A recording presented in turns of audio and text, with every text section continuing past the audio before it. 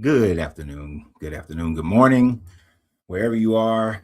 Welcome to Deconstructing Christianity. I am your host, Coach Renz, and I think today is Thursday, so this is our Thursday live.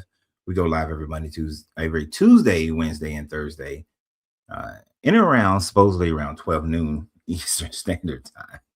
But I thank you guys for your patience for my lateness. Still getting used to the new environment here.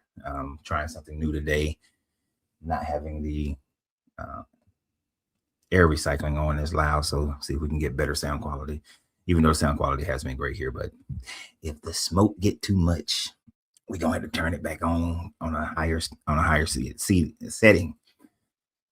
But as promised, our conversation today will be about why women should leave the Bible. Hopefully, we get some good conversations, um, get some good debates going.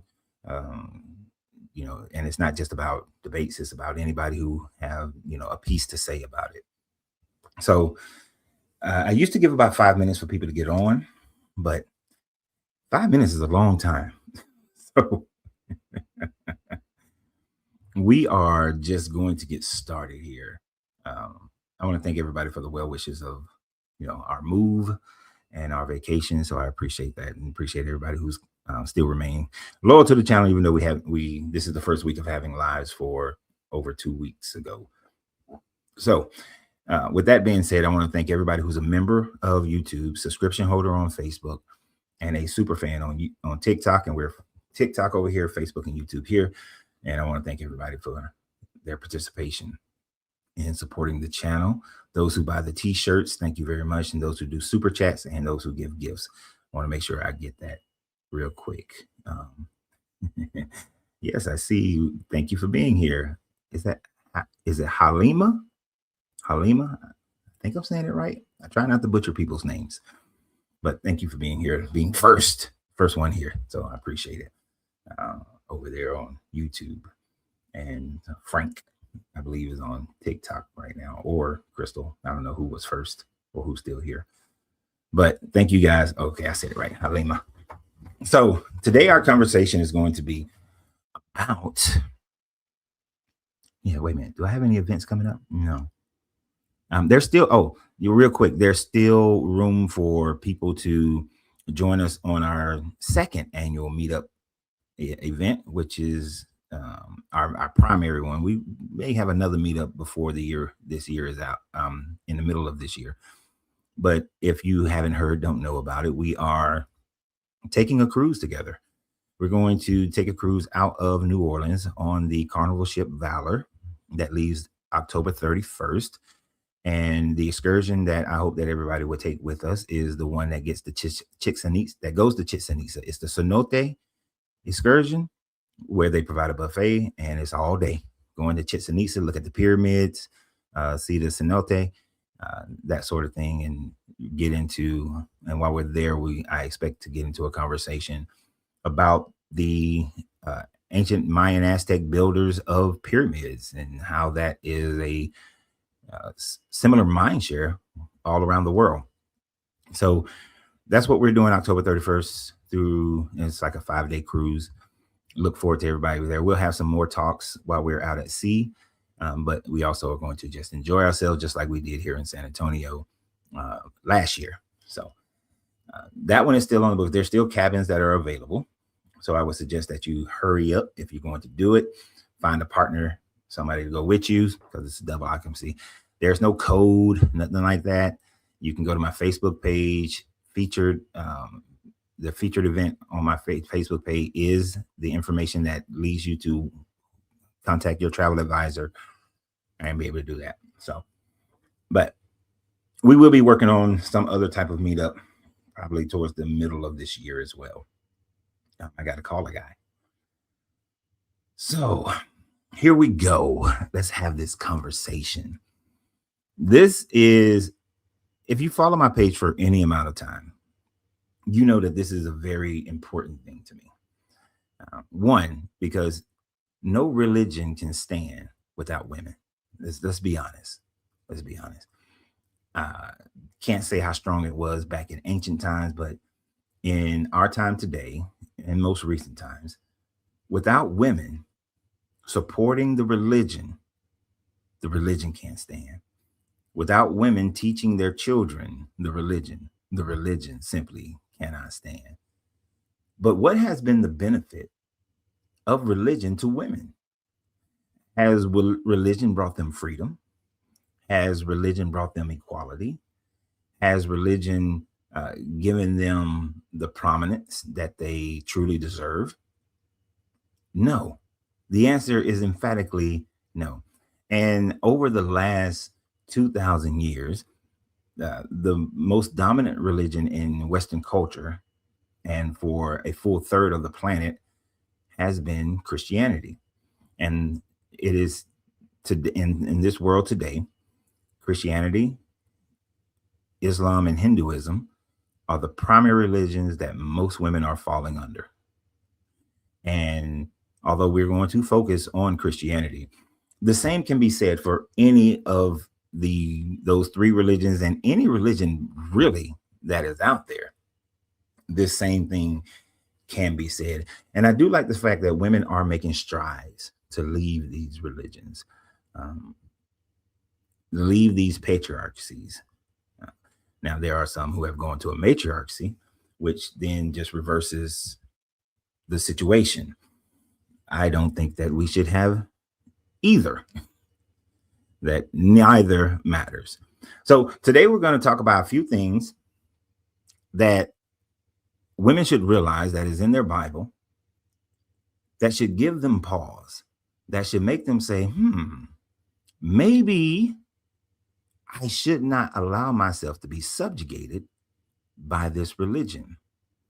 And although we can choose from a plethora of women that are mentioned in the Bible, and very few are, we can choose from a plethora of the Levitical laws and or the Mosaic laws, and even how women are treated in the New Testament. None of them are overwhelmingly in support of women. Many Christians will try to talk about Priscilla and Aquila. Ooh, they'll try to talk about Martha.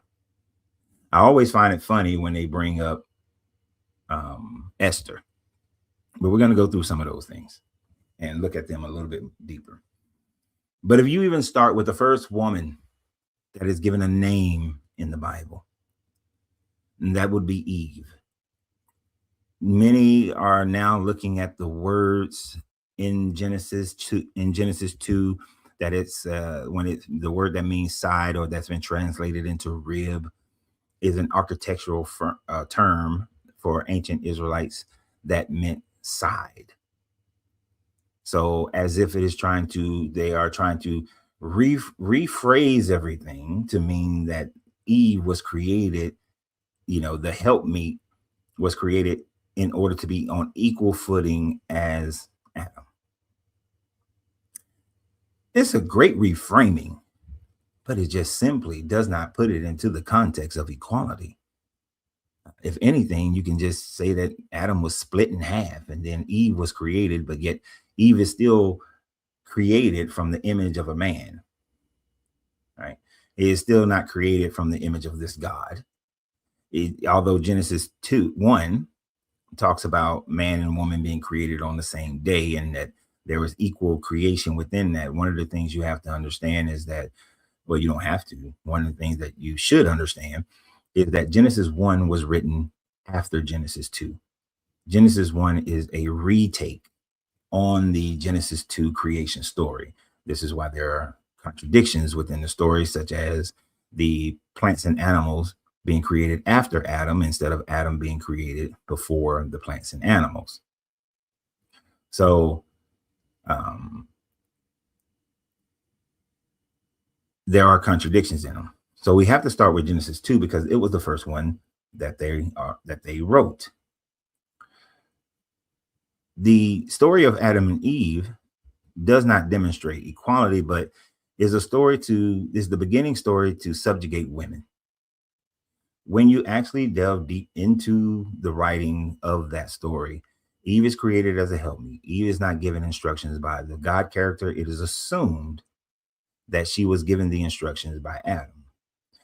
Eve then is tempted by the serpent, and in that temptation, she adds to the instructions.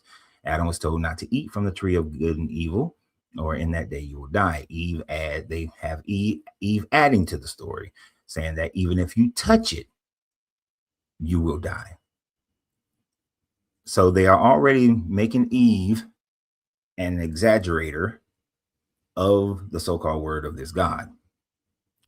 And then Eve is the one who falls to it. Now, but the book never talks about whether or not Adam was ever tempted. There were many preachers who will say that, well, the reason why the serpent spoke to Eve is because Eve was not made from the image of God. Eve was not talking to God. Adam was the one talking to God. Adam was made from the image of God. So he knew that Eve would be weaker.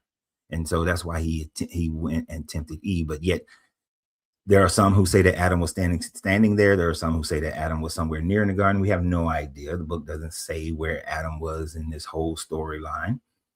But then Eve then gives the fruit to Adam, and Adam just consumes it. Now, from my own perspective, as you heard me say many times before, the Pum Pum is undefeated. So Adam didn't stand a chance. When the Pum Pum gave him the fruit, he ate it. Now, it could have just as easily been the fact that Adam saw Eve eat it. Eve didn't die. Therefore, Adam said, maybe what El told me or Yahweh told me was not true. Maybe what this serpent said is actually true. So it may not have anything to do with Eve as far as her tempting Adam or the Pum Pum, just simply Adam witnessing Eve did not die. So Adam ate from the fruit, ate whatever this fruit was. Now, of course, people go into all kinds of things of what the fruit actually is to create different narratives depending upon what you want to believe in. And then when this God finds out that they ate from the fruit, from the tree, Eve receives a harsher punishment. And there's a punishment that Eve receives that is repeated in the writings of Paul that most people don't really pay attention to. He tells Eve that you will be, not only is your salvation in your belief or your faith, but your salvation is through the pain of childbirth, right? Let me ask you a question. You really believe God didn't know that that was about to happen? If he is an all-knowing God, then he certainly knew it was going to happen. So therefore, entrapment. Therefore, he wanted it to happen. But Eve receives a harsher punishment. And Paul repeats this when he says, for it was not Adam who was deceived, but Eve who was deceived, ingraining the patriarchy even more so in first century Judea, in first century Judaism or Christianity or Judo-Christianity, however you want to phrase it. This is repeated by Paul in order to further subjugate women who are under this religion. So Eve is the first example of this God putting women beneath men. Now, I know some people are going to talk about Lilith. Lilith is not mentioned in your canonical Bible. Lilith is a whole nother story. I did a video about Lilith, I think last week. Lilith is a made up story in order to try to bridge the gap between Genesis 1 and Genesis 2, and to try to explain crib death to a society that did not understand what crib death was. So many will talk about Lilith being equal partner with Adam, but she did not want to submit to Adam. And so she was punished to wander the desert. She was also punished that all her children would die. And so that is why she went off and she starts killing the children of humans, unless they have a talisman that has some versions her name on it, other versions the name of the three angels that approached her. And those angels actually offered her a deal: go back to Adam and we won't kill your kids. She rejected that, but said that, hey, if they wear this talisman, then I won't kill their children. And then Lilith goes on to become the mother of all demons. And but that's just a fan fiction, as much as the Bible, almost all the Bible is fan fiction in itself. But that was just fan fiction that was created in order to satisfy the question. Man and woman created on the sixth day. Adam and Eve created, but Adam created before Eve. What's the deal? What's going on here? Was a big question at the time. So these stories have from the very beginning of this religion of Judaism, which then becomes Christianity, which Christianity spurns itself from, started out demonizing women. And this was not uncommon. Whether we're looking at the Greeks or looking at the Egyptians or the Mesopotamians or anybody else, women were always subjugated to men. Whether we're talking about Anu and Namu, Marduk and Tiamat, Tamuzi and Ilnana. You can talk about Osiris and Isis, or you can go through Zeus and Hera. In all situations of all religion, although women have been in other religions have been seen as powerful deities, they have always still had to have a male deity that is above them. Odin is the king, Frigga is his queen, but Frigga submits to Odin. Right? It doesn't matter what religion you point out, you're going to find that same mentality in every religion, right? Exactly. Same people, different names. That is how the story has been. Man developed this because physical traits. Men are stronger than women in general. Our center of gravity is in our chest, which gives us that ability to be stronger than women. Women's center of gravity is in their hips, which is a biological thing needed for survival and childbirth. That is the only reason. One is not greater than the other.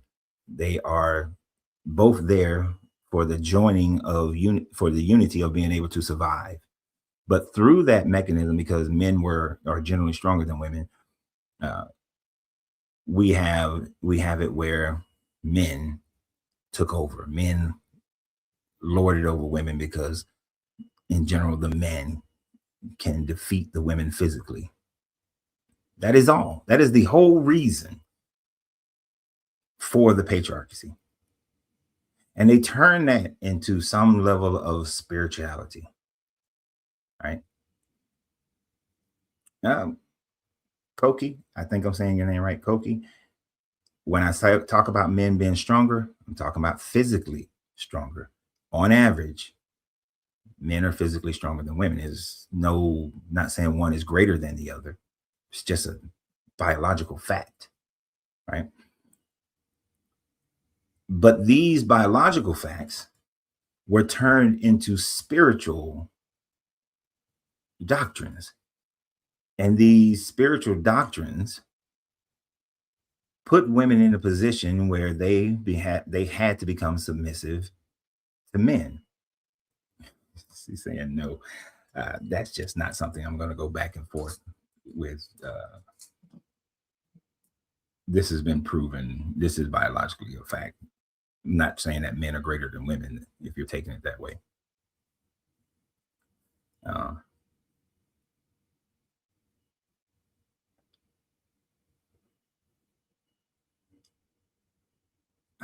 See, this is where we mess up. This is where we mess up. I am going to talk about this for a second because I do want to talk to the people here. Koki says that I'm 5 feet, 140 pounds. I'm the strongest thing in my family. My brother is 64 and weighs 200 pounds, 200 and something pounds. And he is, or it is a weak link mentally, spiritually, not economically.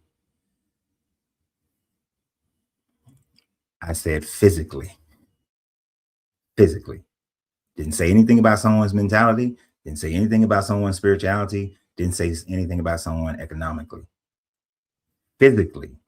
Go back to an agrarian state of time. Go back to hunter-gatherer time frames, right?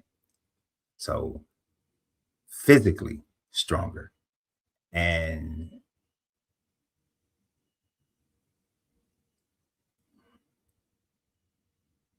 If uh, I'm not, there's a new thing that I'm doing this year, and that is not to get caught up into the minutia of semantics. Uh, if you, like we did in the Marine Corps, if you, we do these log drills. The reason why they use lighter logs for the women in boot camp is because on average women are not as strong as men. The reason why women have a more time to run 3 miles, have do a hang instead of pull-ups, have a lesser number of sit-ups that they have to do. It's because of the physical aspect. It's really that simple. It's not even worth debating over. You're mixing the average physicality and spirituality and mentality. And this is what I was saying in the very beginning of this, how there are women who are, I'm happy that they are coming out of this patriarchy. But when you then try to force matriarchy, you're just reversing the same thing, right? And you may disagree, and that's fine, but you will never see the world's strongest person is a woman. When you watch a strong man competition, there's a reason why women don't compete with men. In the Olympics, there's a reason why women don't compete with men in most physical sports. There's a reason. There's a reason why the fastest person on the planet is always a man. There's a reason why the heavyweight boxing champion is always a man. Right? It's just not going to happen.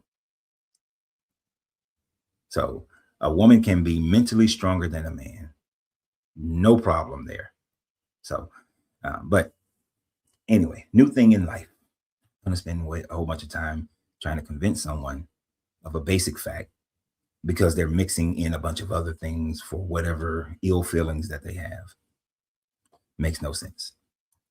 So, when we look at this Bible, and I hope that Koki has walked away from Christianity, even though I think she might be going too far to the other side, in my opinion.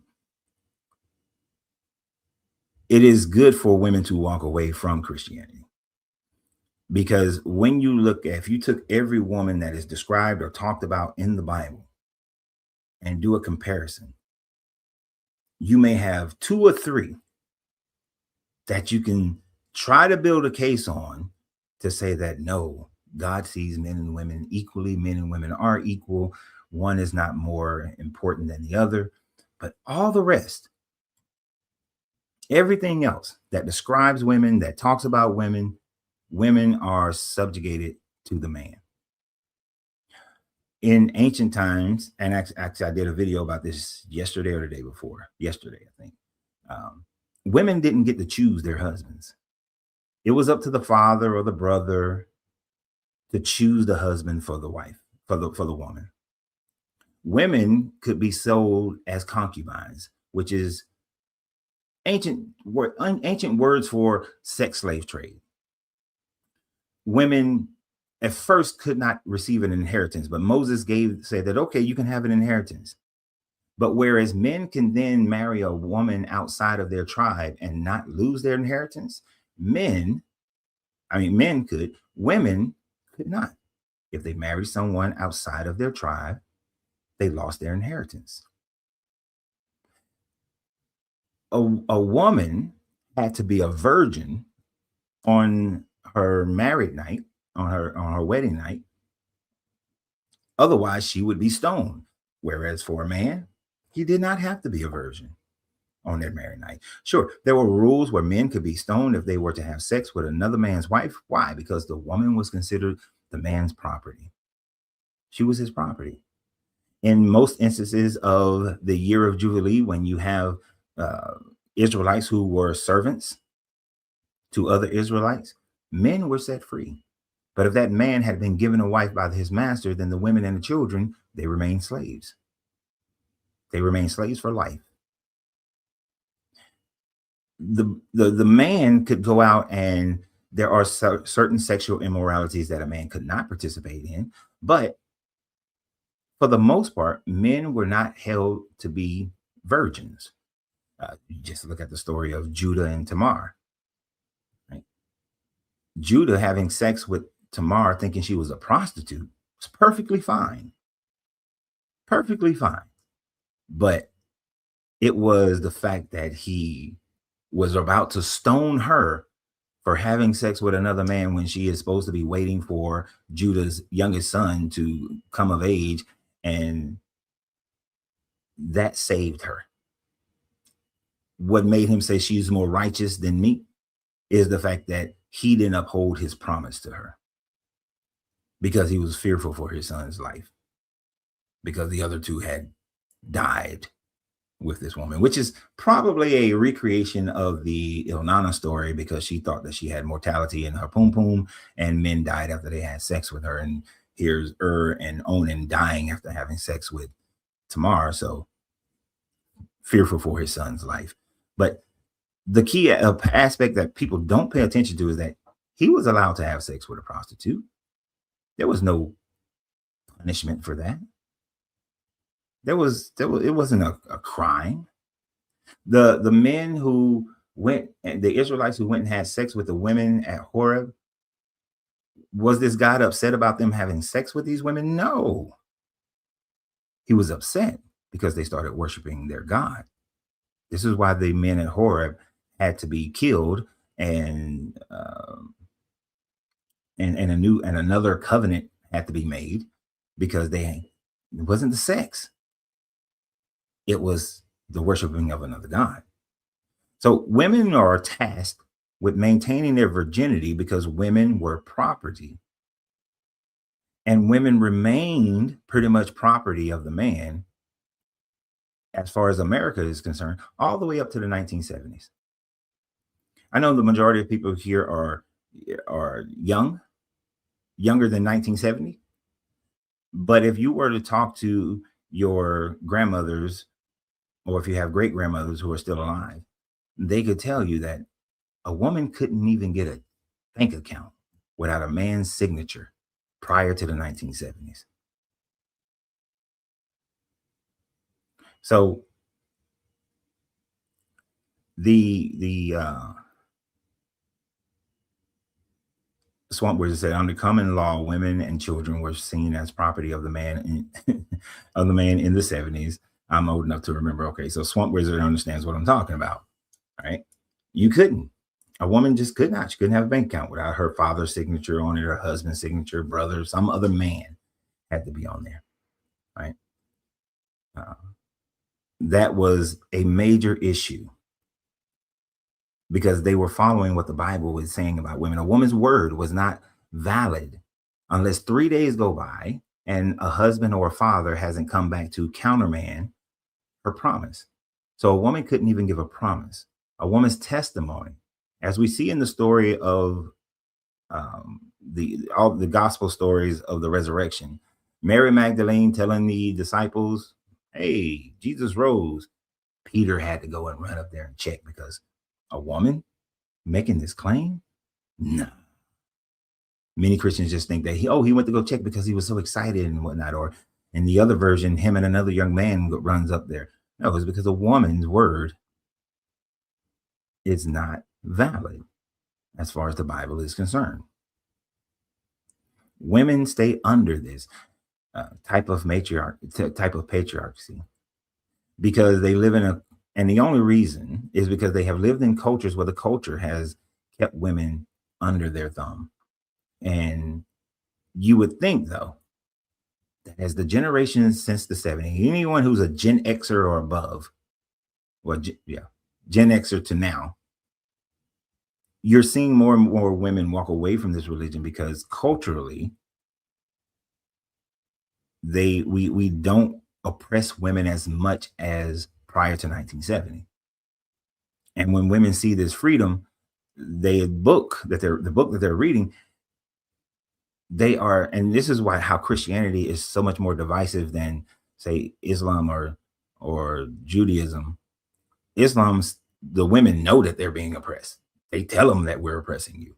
Christianity swerves the mind of women and say that you have freedom, that you're equal, that God has always saw you as that it is through great suffering, and that there are women heroes in the Bible. Esther. But if you really break down the story of Esther, Esther prostituted herself to Xerxes to become a concubine of Xerxes, so that later on she can convince him through the power of the pum pum to not kill the Israelites. But was she some Joan of Arc? Some great warrior? No. She had one good night with the king, one good night with Xerxes, became a concubine.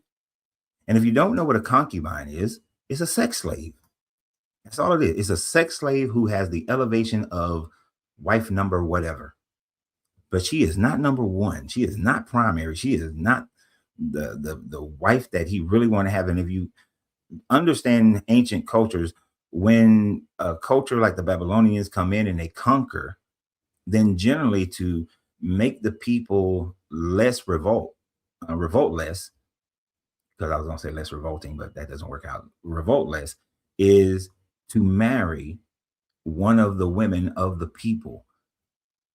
Oftentimes it is someone of the royal families or whatnot, but to marry one of the peoples is like giving them representation in the government that just crushed you.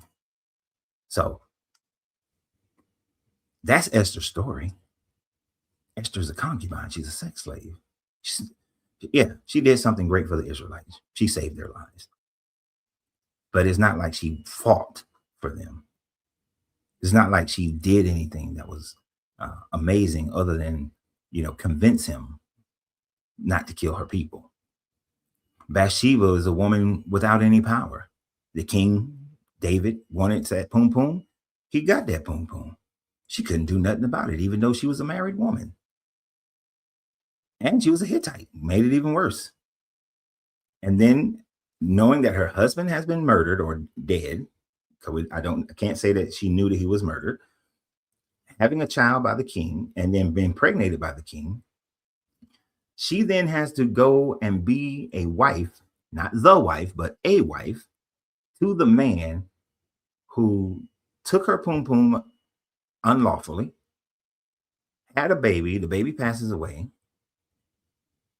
and her husband is dead, who was ordered by this king.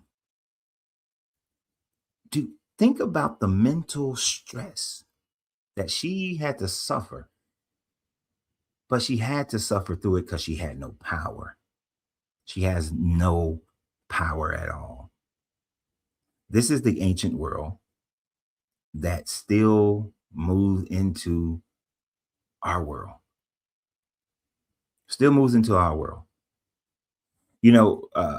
50 years ago, a wife who said that her husband essayed her, the courts threw it out. The courts just throw that out. The woman, a husband can't essay his wife. In Virginia, on their law books, it's either Virginia or West Virginia, and they're called blue laws. A man could take his wife on a certain Sunday to the courthouse steps, and as long as the whip was shorter than 12 inches, he could whip her. Prior to the 70s, there was no such thing as domestic abuse. A husband can't domestically abuse his wife. She's his wife. She's his property. These were all things that they followed from the Bible. This is the mentality of the religion. And you can find it all throughout this book, that anytime it comes to women, they are used and they're abused and they are powerless. They like I said, they like to bring up Aquila, Priscilla, and how Paul made them deacons, and so they had prestige. 2 women. You got 2. While Mary had to endure the adultery of this God to have Jesus. Mary didn't have a choice, but had to marry Joseph. She wasn't like her and Joseph went on dates. Had to marry Joseph because she was betrothed to him. He paid the 17 cows needed for that. You know, they made Mary Magdalene into a prostitute at one point. The church came back later on and said, "Oh no, she wasn't a prostitute." But Mary Magdalene was seen as this lower scum. Now, yes, the Gnostic viewed her a little bit differently. They viewed her as Jesus's wife, but they still didn't give her prominence because even in the Gnostic Gospels, when Mary Magdalene was with the disciples were mad and like, this woman shouldn't be here. She doesn't deserve the kingdom. And God, what did Jesus say? Did he say that? No, she's in equal footing with you? No. According to the Gnostic Gospels, this Jesus says that, hey, I will make her into a man. I will make her into a man so that she can go into the kingdom of God. So even the Jesus of the Gnostics said that a woman can't enter the kingdom of God, that she has to be converted into a man to enter the kingdom of God. So women, no matter how you try to slice this pie, has always been looked upon as submissive to men, as troublemakers, having issues, right? The whore of Babylon, Jezebel, always the woman as the fall person. So let's see. Oh, somebody's been waiting over here on TikTok. I guess they went away. I do want to open the doors of the church. People, if you wanted to come onto the show and add your commentary or your disagreement.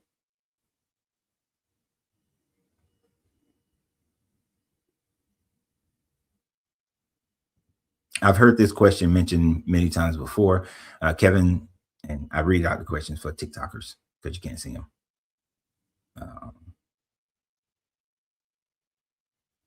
That's one of my questions. Why did he need to make a woman? Why did he need a woman to make Jesus, but not for Adam? Exactly. Because the whole thing, now the response that you would get from most Christians is that in order for God to come in the flesh of man, he had to go through the woman in order to do so. But Adam was the flesh of man without the need of a woman. So the idea doesn't stand up, because if he can make Adam without a woman, then certainly he could have made Jesus without a woman, right? But the other reason why Jesus had to come through a woman is because the Jewish Messiah had to come from the tribe of Judah, and it had to come from the seed of David.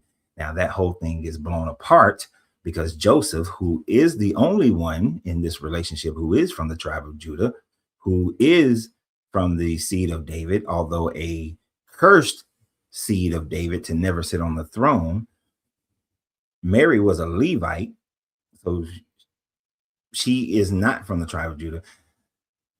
So that's the general idea of why Matthew and Luke does this and have him being born that way. Plus, they were in a time frame where Hellenistic ideas had become part of the Jewish religion. And in the Hellenistic ideas, gods had sex with the women, and they produce these demigods. You know, your Hercules and Achilles and all these other ones. But that is a valid question. Why can't he just do it? You don't need a woman. I was about to bring you up Ezekiel, but your request went away. So do the request again if you still want to come up. But it is a very good question that they really don't have a good answer for, right? It really don't have a good question for. And Swamp Wizard says the original text read a maiden, Alma. And that is from Isaiah. That is from Isaiah. And that is not even a prophecy for Jesus. That was a prophecy for King Ahaz, and when he would defeat his enemies before this young woman who who has already given birth before her child is old enough to distinguish between, to choose the good over the evil, he would have defeated his enemies. Matthew, the writer of Matthew, who was writing in Koine Greek, did not understand the Hebrew well enough that he took that and messed it up, because he was basing this off of the Septuagint, which in the Septuagint they had translated the word Alma to virgin. And so he just automatically mixed that information up and came up with his Jesus born from a virgin BS. Luke does the same thing. So therein lies, that's why you have that contradiction for one, but also that lack of understanding from the writer of Matthew's perspective. Because if the writer of Matthew actually understood the Hebrew, he would have known not to try to make that into a prophecy being fulfilled, because it was already fulfilled according to Isaiah.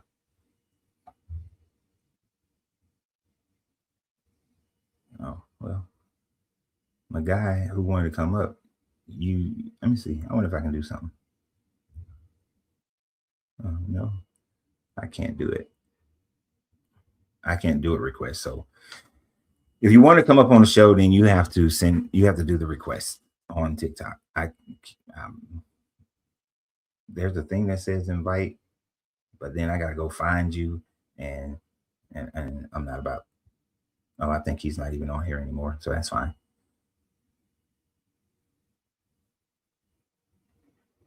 All right, so Matthew just simply was using the Greek instead of using the Hebrew, and this is what most scholars agree to. But so the Jesus character could not have fulfilled that prophecy, and they try to do this thing like, well, it was a precursor, it was a shadow of what was to come with Jesus. It's not a shadow. It's bullshit. It's coping.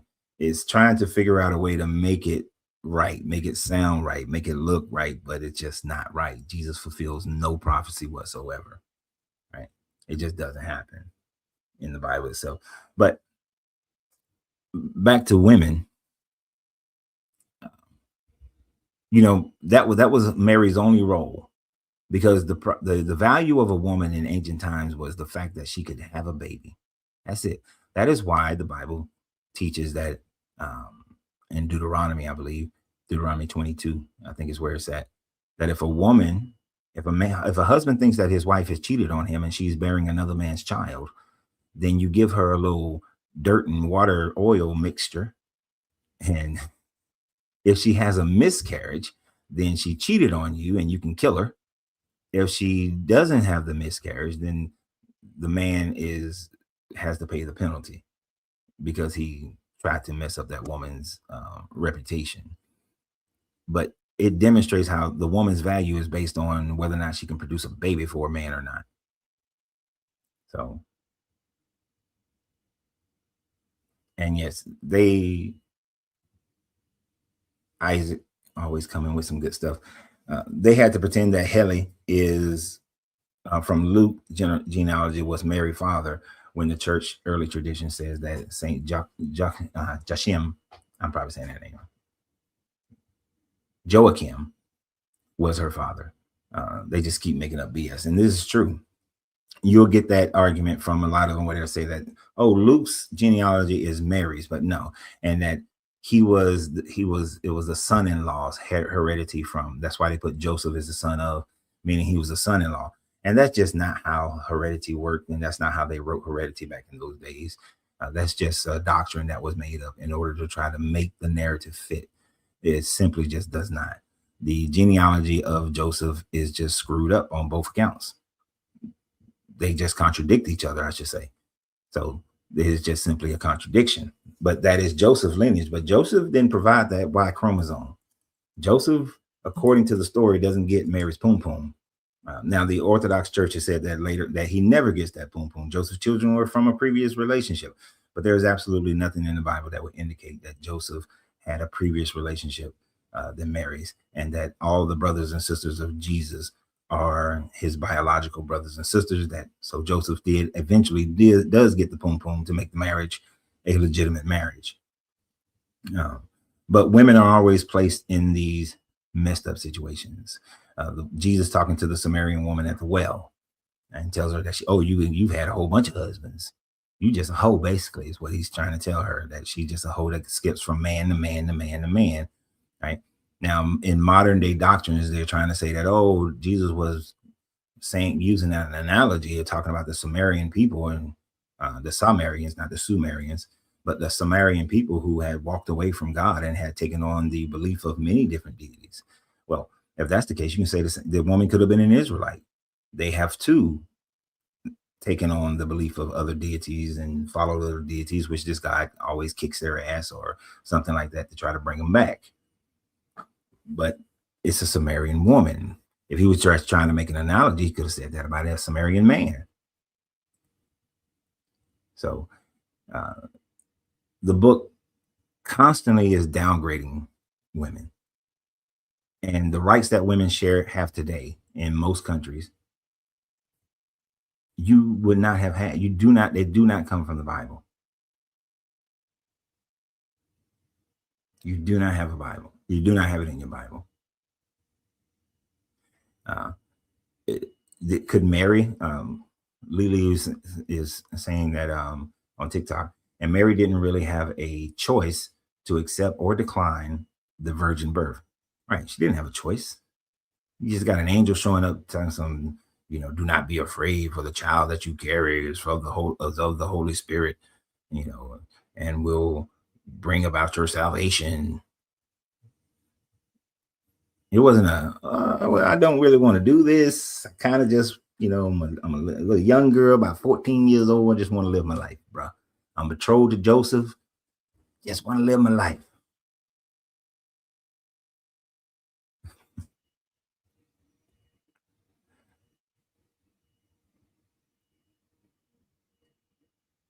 So that's just how the story goes.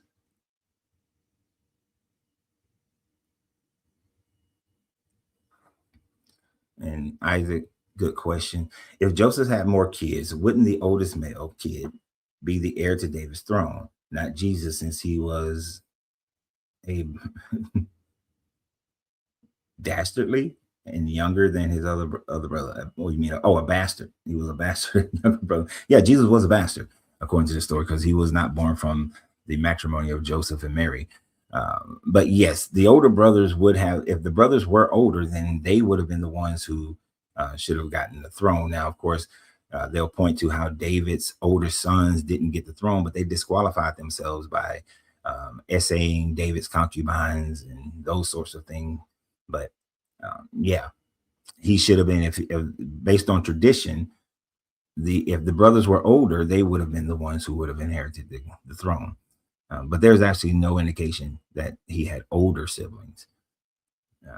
So most accept the fact that that don't follow the Catholic tradition, that after Jesus, Joseph got that poom poom.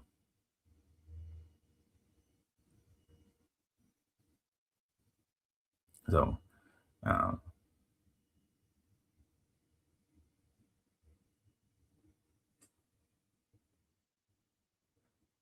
now, I'm not saying, I don't know what the purpose of Kevin's comment here is, but it's a valid comment. And this will go back to the young lady that I was speaking to earlier. I'm gonna say that name wrong. Nabila Sharif. She was the queen of Nzaga, led a woman's army, I think, against the Portuguese and slaughtered them. We can pick out different time frames in history where a woman has led an army or military and were successful. That's fine. Relative, but what I've always looked at is, what type of situation was it that allowed for this to happen? What type of strategy allowed for this to happen? In general, that's not going to happen when it comes to a physical fight. Now, let's say we talking about today's warfare, is different. Half of them are sitting behind a desk looking at a monitor. You're using weapons where you can hit someone at, well, in the Marine Corps at 500 yards. So it's completely, uh, it becomes more balanced in our time frame. Flying jets and stuff is different, even though the stress on the body is very difficult. But when we're talking about time frames where it was hand-to-hand combat for the most part, you might have a few, but it's a few. It's only a few. It's only a few times that you'll see a woman in combat being able to, like if you had an all women army fighting an all men army, there, if they got equal technology, I'm going to put my money on the all men army. Yeah, the only way that it goes the other way is you have a better strategist. Strategy can defeat numbers and strength. Um, that's always a variable in the fight. You get a general, a male general who is overconfident and just gonna throw bodies against them without any type of tactical knowledge, then yeah, he's probably gonna lose.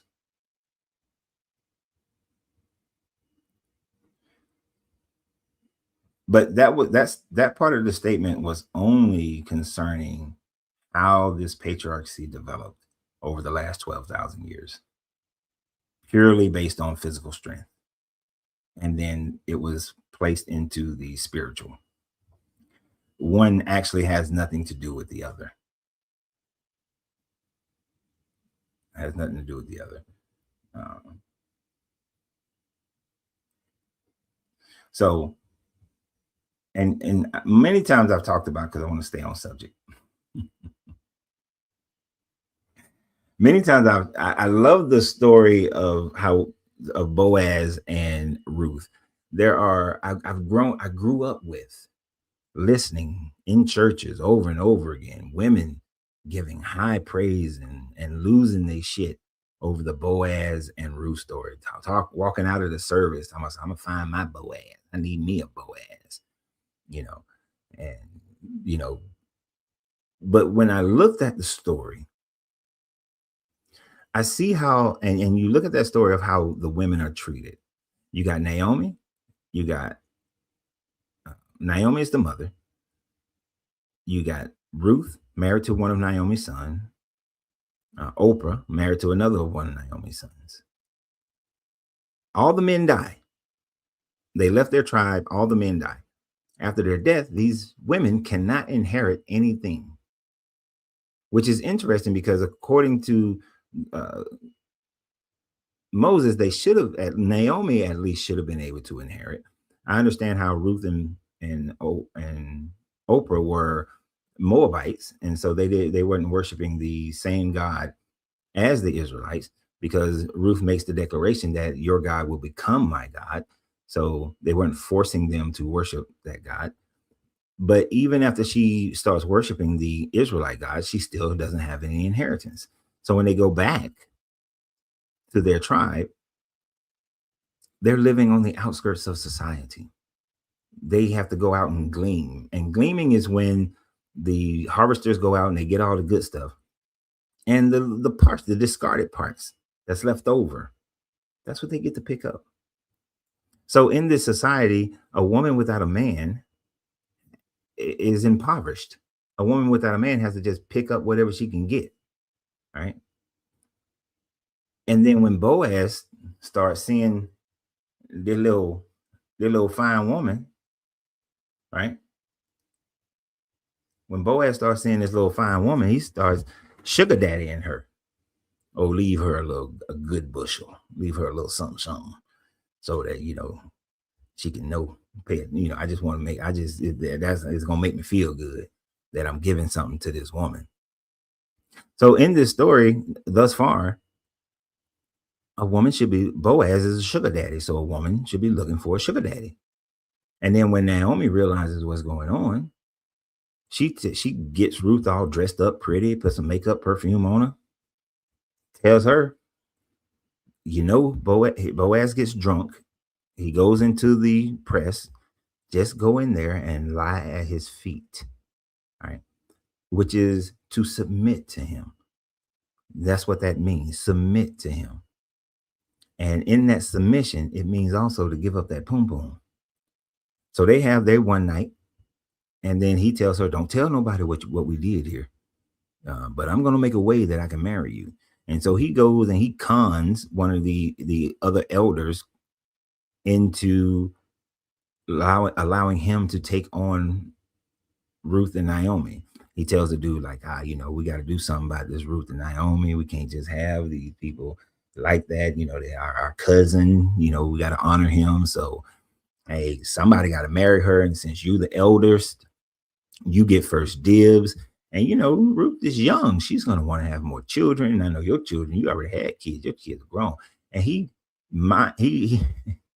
Jedi mind tricks this dude. And the dude's like, yeah, I don't want to put up with that shit. And so then then Boaz is like, well, you know what, bro? I'm going to do you a solid. I'll go ahead and marry her, the little Moabite chick. I'll go ahead and marry her, just so that we can have, tranquility within our village. To take one for the team. And so he marries her.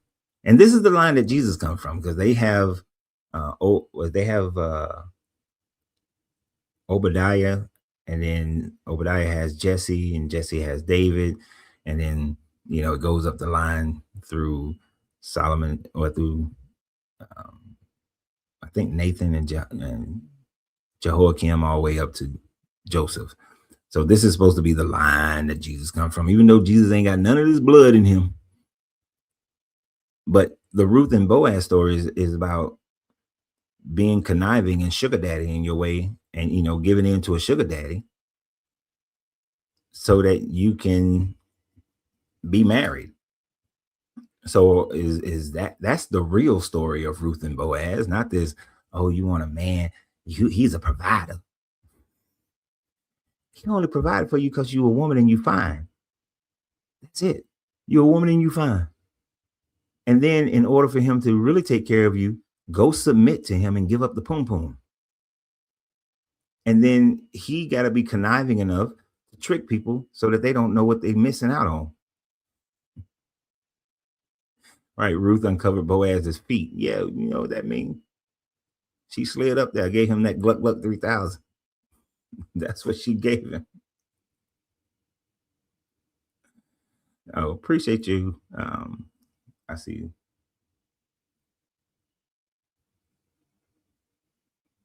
Thank you for joining us. This is your first time catching us. Rumbero. But that's all. She gave him that Gluck Gluck 3000. He was some old dude who was lonely and saw this fine woman that he pretty much bought and paid for it. So when I hear women saying, "Oh, I want me a Boaz," that's what you want. And sadly, there's enough women out there that you can catch video. If you ain't, you got to take me out to dinner, take me to the finest restaurants. I talk about this on my relationship channel sometimes, that they've listened to this story and subconsciously they want to be bought. If you want the poom poom, pull up on some money, take me out to dinner, buy me a house, buy me a car, show me what you're working with. Not show me consideration, show me love, not, be a good companion. None of that. Give me that bale of wheat and I'll uncover your feet. I didn't know that was going to rhyme, but it worked out. That's all it turns out to be. That's it. So, if you're a Christian woman and you run around talking about, I want me a Boaz, you want an old sugar daddy. That's it. Now, I'm going to try this cigar in here in this enclosed room. I'm going to see if it works. I see, don't none of y'all want to talk? Look. So, let me send the invite out again. Now, and we can, and there's no end to this. Abraham is supposed to be the father of these religions. Well, weak ass Abraham,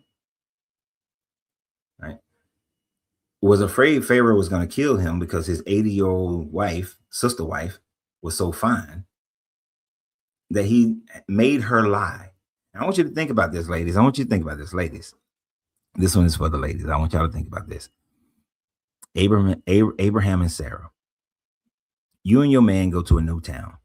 Your man says that, hey, I think that these people might try to kill me because you look so good, in your 80th year, right? Tell them that you're my sister. And then when the Pharaoh comes and takes you and has sex with you, because he thinks that you're his sister, so he thought that, hey, everything's cool. That's his sister. I can take her on as one of my wives. Then when Pharaoh finds out through that the punishment that's going on in his house is because he's sleeping with another man's wife, he then returns you back to your husband, gives you some slaves, gives you some animals, and give you some silver. How do you now feel about your husband? That you had to go and sleep with another man, give up the poom poom, become the wife of another man, and then when it's all said and done, you get this property, you get these slaves, and you roll out. Now, I know in ancient times, women didn't have any power. Ancient times, you just had to submit to man. Uh, you know how you still see that prior to like 1970s? Because I actually had this experience to a certain degree where a mother told her daughter, these are the things that a wife does. Those other sexual things that he would do that with his woman in the streets. Like prior to the 70s, many women grew up with this mentality that you get married, but your husband is going to have a woman in the street. Don't worry about that. Don't worry about that. You the wife. Let him go out and do his thing. Just, just don't embarrass me. Just don't bring that home. Abraham straight pimped out his wife. And then when he came to Amalek, he did it again. The first time you might say, okay, he was scared. He was a little punk. But then he does it again to Amalek. Now, you didn't have to sleep with Amalek, but you wind up not sleeping with Amalek. You was expected to. But then he does it again. Get some more money. Get some more slaves.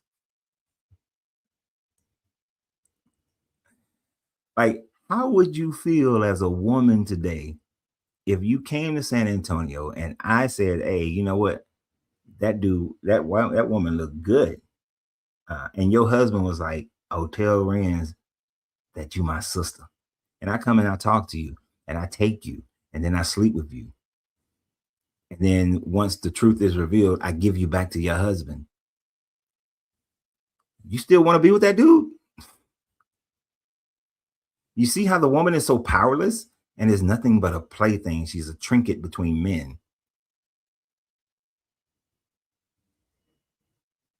I would soon check out your video about the Buddhist. Yeah, actually, that video is pretty good. It's been rolling.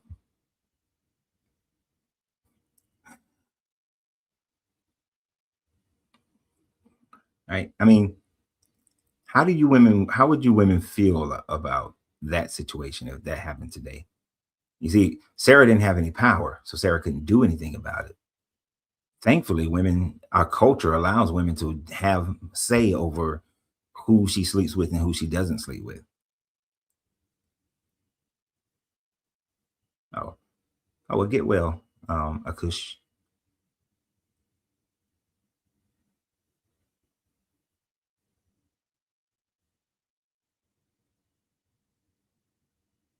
Right. She couldn't say nothing, even if it went, she couldn't go against Abraham's wishes. She had to call Abraham Lord. Now it's different if y'all role playing. You're doing some role playing. That's different. But she had to call him Lord. And then when she didn't think that she would have a baby, she sent her slave to go have sex with her husband and they had a child. And then she has to sit there and watch her husband play with the child from another woman. Right.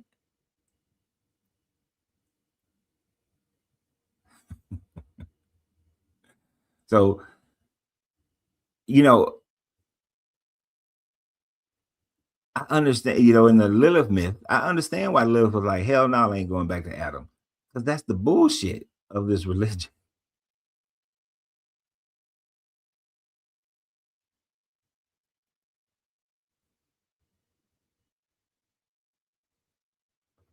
Oh, wait a minute. There was a comment I want to get. He said that here in Switzerland, rape within a marriage has only been forbidden for the last 20 years. Yeah, see, it's not just an American thing. That is relatively a new law that a white husband can rape his wife.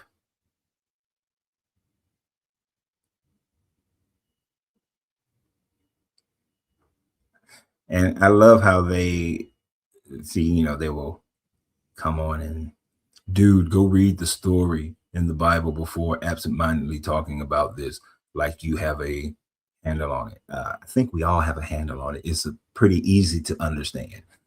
It is not difficult. It is your willingness to your desire to make this story cope with your belief that you then have to reframe the story. There's no way to reframe that Abraham pimped out Sarah, especially the second time to Amalek. First time you might say, okay, he was just a little punk. First time, the second time, he pimped that woman out. Oh, we finna see this. We finna do this again. Hey, just like we did Pharaoh. Tell this joker that you my sister. Tell him the half truth. And let's see what happened. Maybe we get some stuff. And I think Jacob tried to do the same thing, but it didn't work. It didn't work when Jacob tried. He didn't get shit.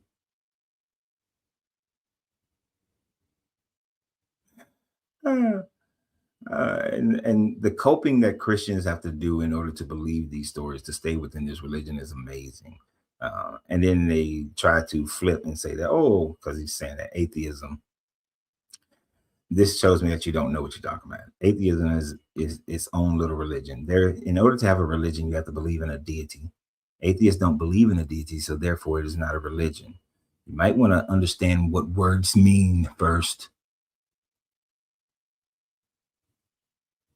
No, learn what words mean, my guy. But anyway, this is one of those conversations where I thought, like, oh yeah, people gonna be popping up, want to have a conversation. Come online, come on to the live. I guess they all scared, because the simple truth is you cannot justifiably say that the Bible does not treat women unfairly. In almost every case, Jacob wants to marry Rachel, but Laban tricks him and says, Leah, you got a lazy eye. Don't nobody want you. So when he go into that tent, I want you in there instead of Rachel. Rachel couldn't protest. Leah couldn't protest. They had to do what their father told them to do. So she had to go and give up her poom poom to a man who did not want her, and then afterwards be his wife for the next 7 years. Imagine Leah's mindset. My daddy made me marry this man. I had to give up my poom poom to this man. Now, this man has agreed to work for my father for another 7 years because to get the woman he actually wants, who happens to be my sister. So now for the next 7 years, I have to lay up under this man. I have to respect him as my husband. That my father tricked him into marrying me just so he can get the one that he really wants. And then every time I produce for him a son, which my sister is not producing, he still does not love me. He still is focused on her. Matter of fact, I'm going to give him my slave to have another son. And he still don't love me. Because she was like, her mindset is her value is to produce children, produce sons. So what is Leah's state of mind? How is the Bible treating Leah? She's already been treated as undesirable because she has a lazy eye. Then she's being treated undesirable because she's not the one that the husband that she had to trick into marriage, or that her dad tricked into marriage, and that she had to obey him, she got to be with this man. The only good thing for Leah is that she got to be buried in the family plot with Abraham and Sarah and Isaac and Rebecca. That's it. She got buried in the family plot while Rachel got buried on the side of the road somewhere. That's her only good thing, is after death, she gets an honorable burial. Other than that, this is a woman being married to a man who did not want her. Who did not want her.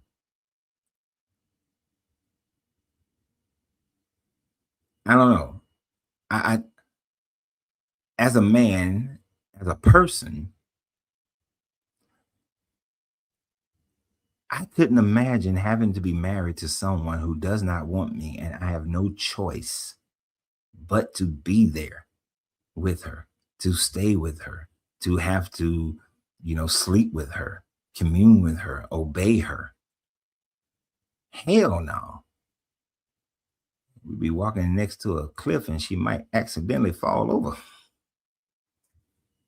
But could you imagine the mental trauma that Leah was going through through her whole little life there? A Kush said, women promoting Christianity is like chickens promoting KFC. Exactly. You're promoting your own demise. And the fight that women have outside of the Bible in our histories, the fights for civil rights, the fights for voting rights, the fight for choice over your body, the fight for equal pay, the fight for ownership, all those things go against the Bible. They go against the very religion that they claim they believe in. Every last one of them.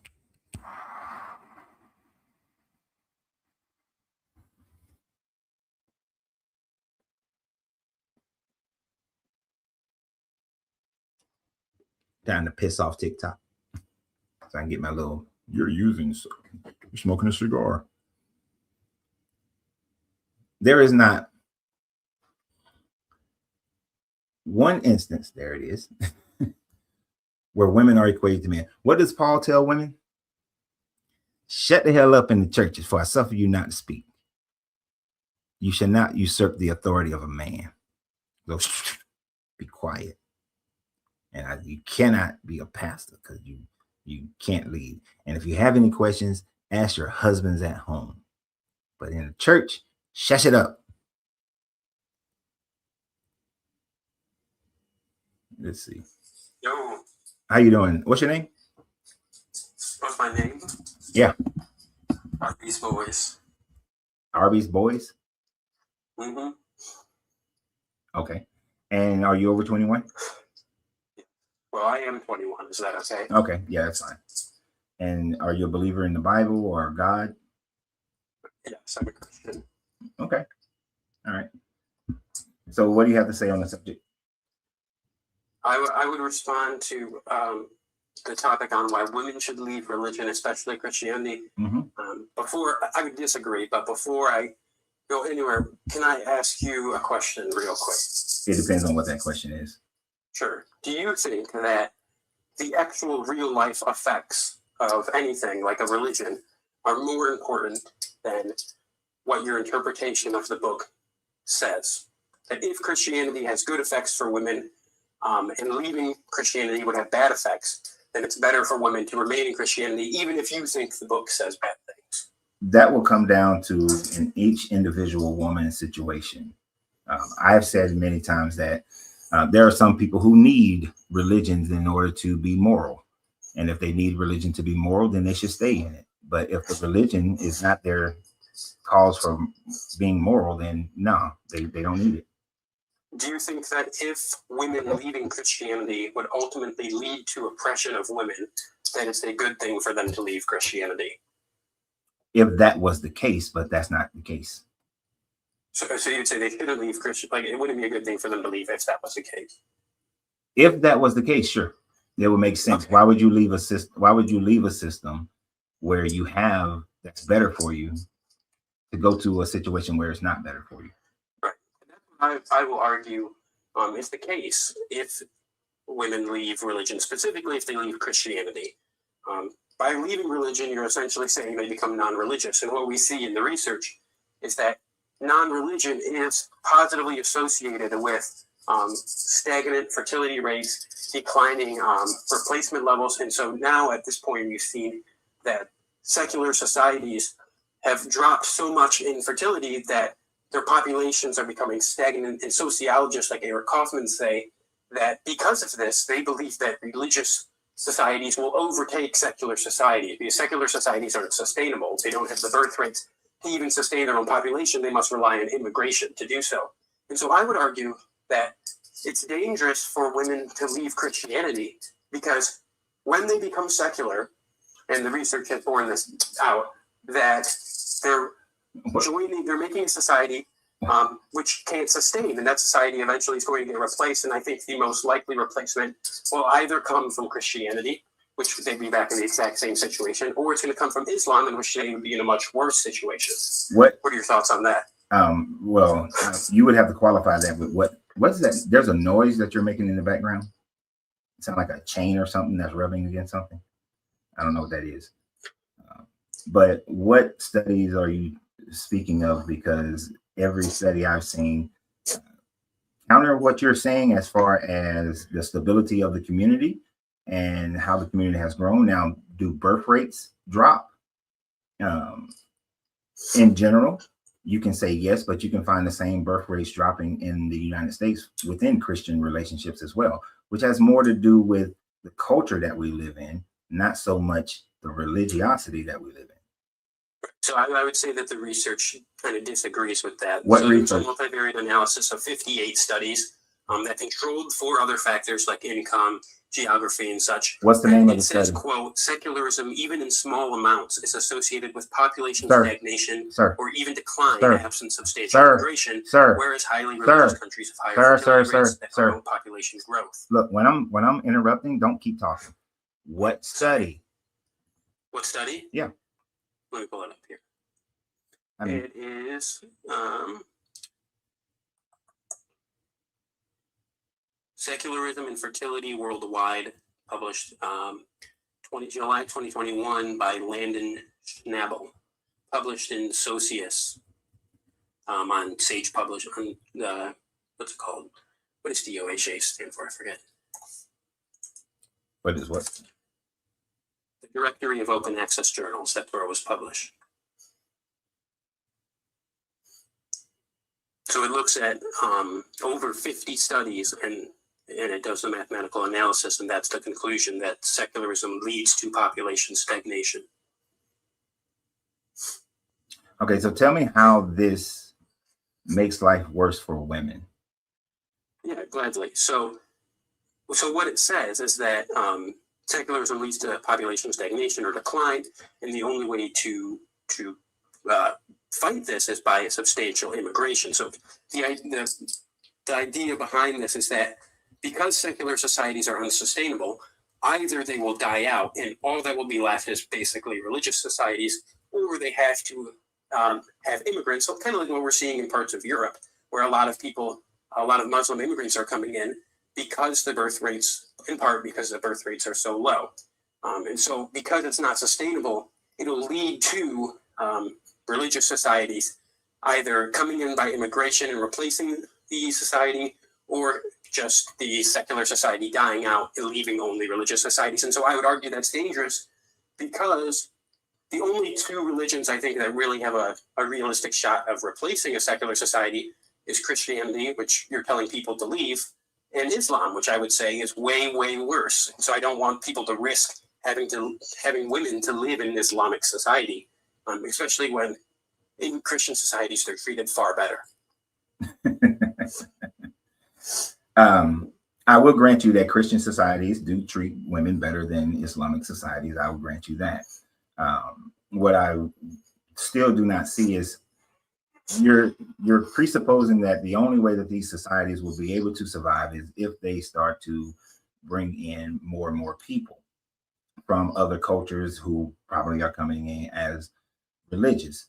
But if the world became secular, then the people who would migrate to any one place or not would still be secular. And so society would still be whatever society is going to be.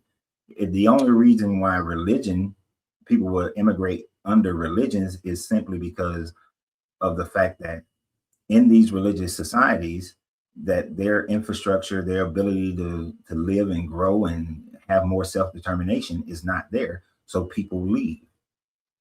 For instance, when you look at Nigerians who come to America, right? They're not coming to America because they're seeking some type of religious freedom or something of that nature. They're leaving because they're looking for economic growth. So it is not religion as to why they're leaving. So if the world was secular and these countries where people don't have the opportunity for economic growth, they would still leave. Can you hear me? Yeah. Okay, TikTok is glitching. So you said that I'm just presupposing that would be the case, and if not for immigration. I'm not presupposing it. That's what the research says. No, it says that it's associated with population stagnation, absent substantial immigration. You're missing what I said. So let me say it a different way. The world is becoming more and more secular all over the world. Secularism is growing. Even in countries, it's growing slower in countries that are economically distressed.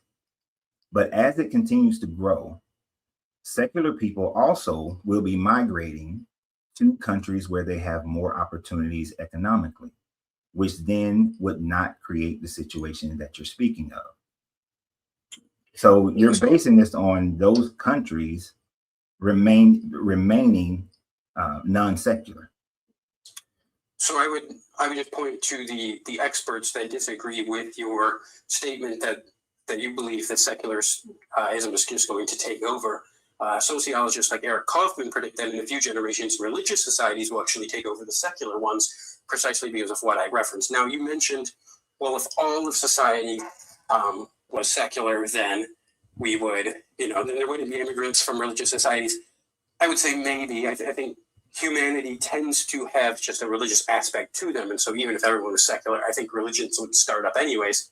But I would also say that is not, like we both agree, even if that's your ideal, that's not going to happen. So given the fact that there will be Islam and it will be growing at a fast rate, and secular societies, based on the research, will be declining in birth rates, I think that it's important for people to remain Christians so that they can combat Islam and that it doesn't come in and take all the rights, many of which that Christianity granted to women. Okay, but you do realize that birth rate declining is not just based on people walking away from religions. That you sound like an American, right? Yeah. So in birth rates in America are declining in people whose generations have been here for two or more generations. So this is one of the reasons why the Roe versus Wade was such a big deal. And you even had one senator, and I'm not trying to make this a race thing, so let's not go into the race aspect of it. But you have one senator who said that we have to reverse Roe versus Wade because white people aren't having babies at the same clip as Blacks and Hispanics. So birth rates are declining, and most Americans are Christian. So what we've seen is that birth rates have declined as America has become more secular. Now, this has affected Christian birth rates. Yes, they've declined, but they're still higher than secular birth rates, and they're still sustainable, unlike secular. You do realize that most abortions are not done by atheists. Most abortions are done by Christians. And so to say that the birth rate is declining because the country is becoming more secular, it may be becoming more secular in law, but it is still more of a Christian mindset of how people function in this country, which means that it is the Christians who are choosing themselves not to have babies until later in life, to have fewer babies, and to get abortions. So religion, people can maintain their religion, but still birth rates can decline. And as we see Islamic people leave, the governments that are ran by Islam, those people when they get to their newfound country, start to take on the same mentality of secularism as far as how they live their life, but still keep their religion. So you're still going to have the same situation. Religion is not the cause nor the fix for it. So I think you're missing what I'm saying. I'm not arguing that religious fertility isn't declining. It definitely is, and we've seen that. What I was mentioning is that the United States, the people are becoming more secular. There's less religious people as a percentage in the United States than there was before. But what we do see is that though religious fertility is declining, so is secularism, fertility rates, and it's declining.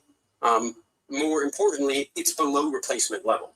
So yes, Christian fertility rates have dropped, but they're still above replacement level. They're still sustainable. The sociologists that have looked into it don't think that it's going to lead to fertility below replacement level, but for secular nations it does, and it has. And that's what the research is telling us, that for specifically non-religious people, the fertility rates are so low that it leads to population stagnation. And I can quote several other studies if you want to. No, I don't. But I just what I'm seeing is churning the information to make it fit a narrative. You're creating a separation between secular America and religious America. But the truth of the matter is there is no separation between the two when it comes to things like fertility rates. As America has developed into more and more from industrial to information-based, and as other countries do the same, you are going to see a decline in birth rates, no matter what the religiosity of that country is. And they can't be separated. Well, they can be separated because the research showed us, for example, there's a Pew Research Center, I believe it was 2024, said that for the U.S. adults among 40 to 59, Christian Americans report an average of 2.2 children over their lifetime. This is above sustainable birth rates, which is typically 2.1. The religiously unaffiliated reported 1.8 children, so they're below replacement level. So yes, I agree with you that fertility rates do decline. Wait, but for atheists, say that again. Say the first part again. And for Christians, they're not. Say the first part of that Pew Research again with the 2.2. Say which part? The part with the 2.2. Say that part again of the Pew Research. That the Christian Americans report having had an average of 2.2 children over their lifetime. And what is the age group that they're reporting from? Ages 40 to 59. Ages 40 to 59. All right. Mm-hmm. So they're reporting my generation, Gen X. All right. Mm-hmm. Gen X. Yes, we grew up mostly Christians. We grew up mostly with the idea of white picket fence and 2.3 kids kind of mentality. Millennials, Gen Zers, Gen Alphas, all of them have been growing up with the mentality of do your career first, regardless of religious affiliation. Because I guarantee if you look at the birth rates of Christians who are non-Gen Xers and younger, that their birth rates are similar to the non-religious. I haven't seen a research on that. I don't know if that's in there, but just based on the mentality that you see of the country and of people in each generation, the younger generations are waiting before they have children, regardless of their religiosity. So I'll have to define. I would disagree with that. I think that fertility rates are higher among the religious, even for young people. I'd have to pull that study up. What I do have in front of me is an important factor of fertility and how many kids someone will have. Sorry. Is who wants children. And so this was a survey in 2025 on people ages 18 to 39. And they say the percent of Americans age 18 to 39 who want children someday, for the religious people, it's 57%. For the non-religious, it's 33%. So basically almost half. There's almost twice as few non-religious people who want kids. So obviously fertility is going to be lower, even among these lower age ranges, which you were mentioning. So which is my point, because I just pulled it up real quick and it breaks it up based on generations. With baby boomers, 3.7. Generation X, 2.9. With millennials, 1.7. Gen Zs are continuing the tradition of the early data of the millennials. As any country becomes more industrialized, the generations are having lower birth rates regardless of your religion. It is just because of the way society is moving. So this, we will agree. I agree with you that secular societies will have lower birth rates. Where you're then moving that argument is to think that the only way that they will be able to maintain is through bringing in immigrants. Those immigrants will bring in their religion. Those religions would then have to take control of the government in order to then suppress women in the way that you're talking about. There is absolutely that's an inaccurate statement. So I agree with you that, like I've been agreeing with you that fertility rates do decline, but in secular societies they're not sustainable. They're below replacement level. Okay, and even though they've declined, they're sustainable. That's cannon fodder. That's cannon fodder. That's cannon fodder right there. The premise is you're saying that because of the decline in it, because it's not sustainable, they will have to bring, immigrants would make the country sustainable. And through that sustainability, they will then force their religion on people. But to clarify what you're saying, I'm saying if the society has an unsustainable birth rate, which secular societies do and secular people do, then they either will just decline as a society, and eventually their society will decline because of declining birth rates, and it will be the religious societies that have higher birth rates and are sustainable and grow. Those will be the ones that take. When you say the society will decline, declining by what measure? What meaning? By population. Smaller. So that has absolutely nothing to do with the condition of how people are living in that society. I would say it does, because as if secular societies become 1% of the world, obviously that's an exaggeration, but if they become 1% of the world and Islam is the other 99%, does that have an effect on how women are treated in the world? That's one of those where I would normally respond to say that if was a fifth, we'd all be drunk, because that's just not plausible. America, it's not plausible, but at least no, it's not plausible at all, because when you look at a country, say the United States, for all intents and purposes, has become a secular country, right? We are not governed by religion.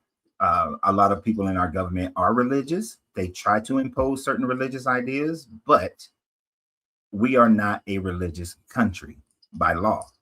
So, and I'm not arguing for that either, by the way. And with America, with the European Union being in that status, since those are the two of the major powerhouses when you put the European Union together, it is improbable and unlikely that any Islamic ran government is going to be able to take over the United States or the EU.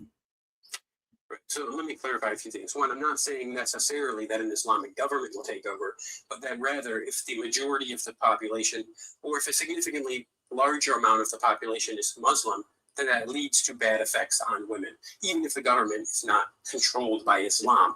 But I would also point out that you said you didn't really answer my question about if secular societies made up 1% of the world's population and Islam made up the other 99%. Obviously, that's unlikely. The reason I'm exaggerating it is to show that there definitely is an effect. Like, we can agree that if Islam made up 99% of the world population, that would be bad for women. If that's the case, then even if it's not that extreme, more Islam in this society is bad for women. So I would say that secularism leads to that. If that was the case, sure. But in the same breath, I could say that when the world, the known world, the Western world, was 99.9% Christian 200, 300 years ago, it was bad for women. Right, but I would say that's bivariate analysis. Like, it's like saying when the world was Christian, that it was bad for slaves. Like, yeah, it was, but everywhere in the world was bad for women. It was better for women. It was bad for women in Christian societies, but it was better than the rest of the world, because women had rights that the rest of the world didn't. It wasn't that Christianity caused the world to be bad for women. No, it's the opposite. Hold on, my guy. It was already bad for women, and Christianity, even back then when it was bad for women, it was better than the surrounding context. No, it wasn't. No, if you were to go and actually look at, say, the time frame of around 1500 CE, when the women were treated just as badly in Europe as they were treated in North Africa. They had just as little rights. They did not have rights, basically. And during those time frames, on either side of the fence, the only reason women have been able to gain rights in this world has been through secularism. I would completely disagree with that. Then you're disagreeing with history. Does not point that out. Really? Yes, really. So for I'd have to pull the studies back up and well, not necessarily studies, but the historians back up, which mentioned that the positive effect that Christianity had on women and developing women's rights. That's more of a 19th, 20th century thing that happened. That's not a 16th century.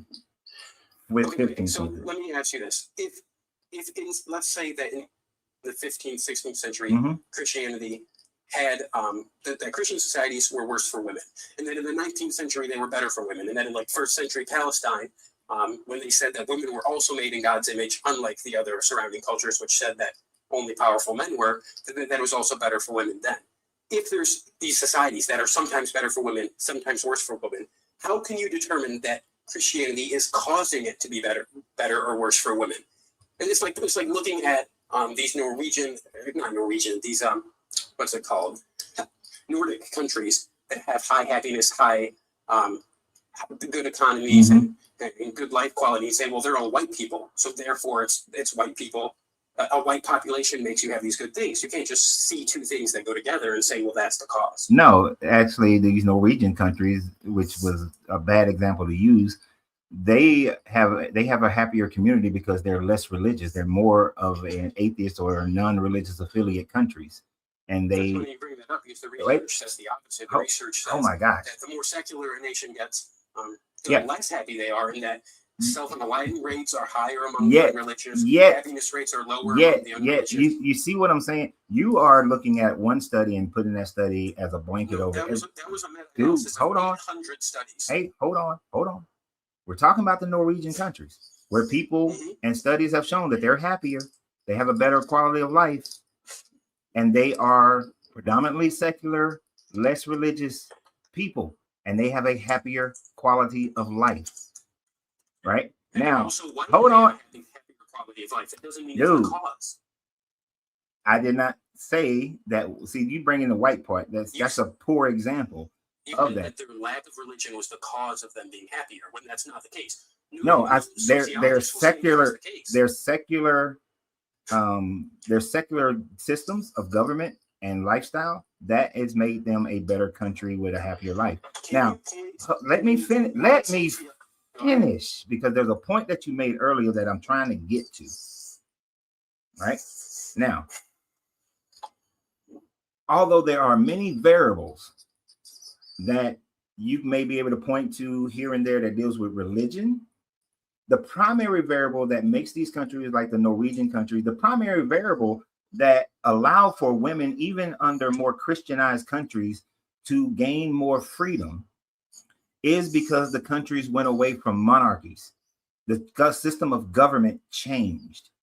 So starting in or around the late 1800s into the 1900s, the reason why women were able to gain more rights had nothing to do with Christianity or non-Christianity, but it had more to do with the system of government by which that they were under. And when they were under more of a democratic republic, women were able to gain rights. Women under monarchies, they do not. We even see this in the Islamic world. If you were to look at countries like Dubai or the United Arab Emirates, although they still have a monarchy, the government is ran more like a democratic republic is how the country is ran. But then countries like Saudi Arabia, who just have a strict monarchy, they are suffering under more of a totalitarian state. Whereas in United Arab Emirates, women have way more rights and liberties in that country. So the idea that, oh, it's Islam and blanketing everything with Islam does not work, because we have examples of it. Not a study. You can go look at it yourself. And I personally have been there myself 30 years ago in Dubai. Women had more rights. But you see, have you been to Saudi Arabia and then you go over to Dubai and have a comparison? I can't say that I have. Okay, so I was in Saudi Arabia, and then a week later I was in Dubai, and there was a stark difference between the treatment and the rights of women in the United Arab Emirates than it were in Saudi Arabia. And in our military briefing, they denoted how and why there is the difference. And it had more to do with the way the government is ran than the religiosity of the country. Yeah, so you made a lot of points there. So hopefully I'll get a few minutes here to address them all. So just give me a few minutes to respond, and then we can discuss that. So firstly, you said that it's based on the government. And you said, I believe it was like, I'm trying to quote you here, not whether they were religious or not religious. So isn't that your whole point, though, is that it being religion causing these bad things for women? But you just said it wasn't the lack of religion that caused these benefits. It was the government. And I would agree with that. You can have those same governments with a majority Christian society. And I would argue for that. I'm not arguing for a theocracy or a monarchy. But going on to what you said that the reason the Nordic countries were happier is because they had secular lifestyles. There's not a single sociologist that I can see that agrees with this. And if you can bring one up, I would appreciate that, because what I've seen is that it's the strong safety nets, it's the economic security, it's the work-life balance. Those are the things that lead to higher happiness. And that's why we see this in secular societies. But when we actually look at research, we see that after accounting for these variables, secularism is associated with less happiness. I quoted in a multivariate analysis of over 800 studies that showed that that religiosity was positively correlated with happiness, mental health, and negatively correlated with self-unaliving. So how can you say, well, this country, go to North Korea. North Korea, they're an atheist country, so therefore atheism is bad. We don't do that. We have to look at actual research that accounts for variables like the ones I mentioned, like work-life balance, like income, like economic security. You can't just say, well, this country is atheist and it's prospering, therefore it's because of that. There's other factors. I was accounting for that, and you dismissed those things. And yes, way earlier, I accounted for those things, and you dismissed those things because I'm going to hop off. And that it doesn't seem like we're at the equal level of research here. It just seems like you're pointing to countries that are secular and saying, well, they're happy. So no, you're not. That's fine, because you need to learn to listen. You need to listen more than you talk, because he definitely needs to listen more than he's talking, because what he doesn't realize, and what I'm saying here, is that the religion has been oppressive. But once the religion started becoming more democratized and people becoming more secular in their government and in how they function, then the countries grew. The countries got better in their infrastructures and whatnot. And that allowed for a more secular lifestyle to be held, where women could reach out and gain their freedoms. Under a dictatorship, a kingship, a theocracy, where the government is running all those things, less innovation happens, less infrastructure happens, and women don't get those rights. So you can look at all the studies that you want to.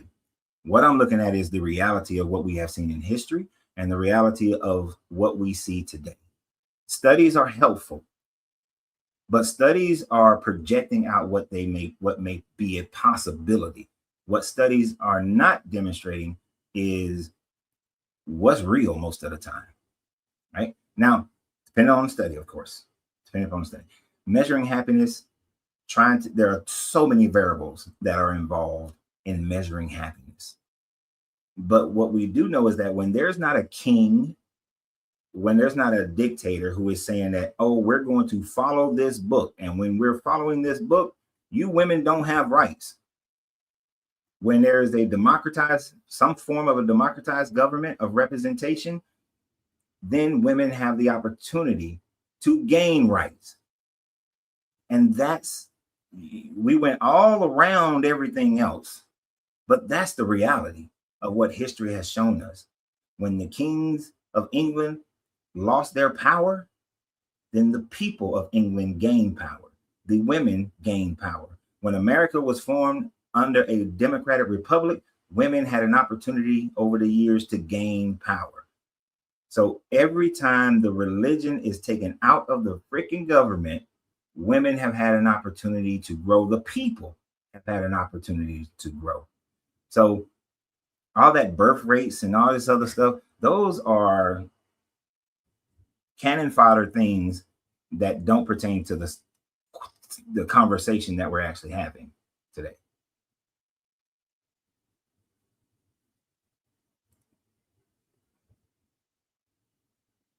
So how do you research a more secular nation? I'm not understanding what the question of that one. Like, you can, like, if you say you're looking at Denmark, yeah, you can find information on the religiosity of the people, but then you have to look at the government, you look at the infrastructure, look at the history of growth in their health system, their school systems, their prison systems. You just look at how the country has moved through their you have to look at all those different variables. I'm not sure if I'm answering your question correctly, but it's a bunch of variables that you look at to see, whether or not a country is prospering or not. The GDP of the country matters, the prison population matter, the level of education within those countries, all those things matter. But what we can see is that when you have a theocracy going on, that those types of opportunities do not happen as much. And now you can have a secular government, a democratic republic, and they can still be screwed up. But when we look at countries like Nigeria, Nigeria has tremendous potential, right? But you have poor leadership, and there are a couple of factors to that poor leadership. One, the religious push of that poor leadership. Two, the colonial puppetry within that leadership. And three, the just straight out corruption that has almost become part of the fabric of the government. So it's more than just the one thing. But religion is a stronghold that can be used to control the minds of people, to make them think that what the religious person is, what the leader is doing, is the correct thing for them to do. Like, it's funny to me, and I'm not trying to get to American politics too tough. If Obama had did what Trump just did, but Obama was never promoting religion, he would probably be on trial right now. He'd be on an impeachment trial. But because Trump and them knew to utilize religion as part of the scapegoat, because I don't know if you guys heard the I forgot his name. Well, hell, just using Trump's him bombing Nigeria. He utilized the excuse of religion to bomb Nigeria. There's I think it's Graham. Graham was saying that, we got to go and take out Cuba because they're killing nuns. They kill nuns and they kill priests. They utilize this religion, and I'm not trying to pick on them. I'm not trying to go Democrat, Republic here. But when you have someone utilizing religion to justify their tyranny, people are accepting of it. They go with it. And when you have a country like your Saudi Arabia's, the country doesn't grow. The country doesn't, women don't get rights as easily because they are holding them down under their religious thumb. Now, thankfully, women in Saudi Arabia can drive now. They just not too long ago got the freedom to drive. So we can see throughout history. Studies are great, and I often use studies. But studies alone doesn't give you an answer. And I understand he's 21. And I hate to say this term because I used to hate when people used to say it to me. Just keep on living. Keep on living. If you keep on living, you'll realize that studies alone will never tell you the whole story. Never.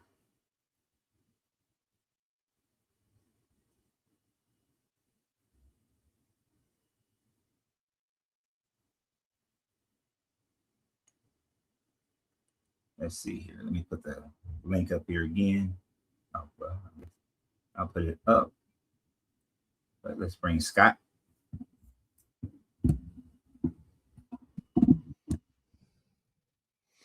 What's going on, Coach Renz? How you doing today, sir? How you doing? Oh, hold on.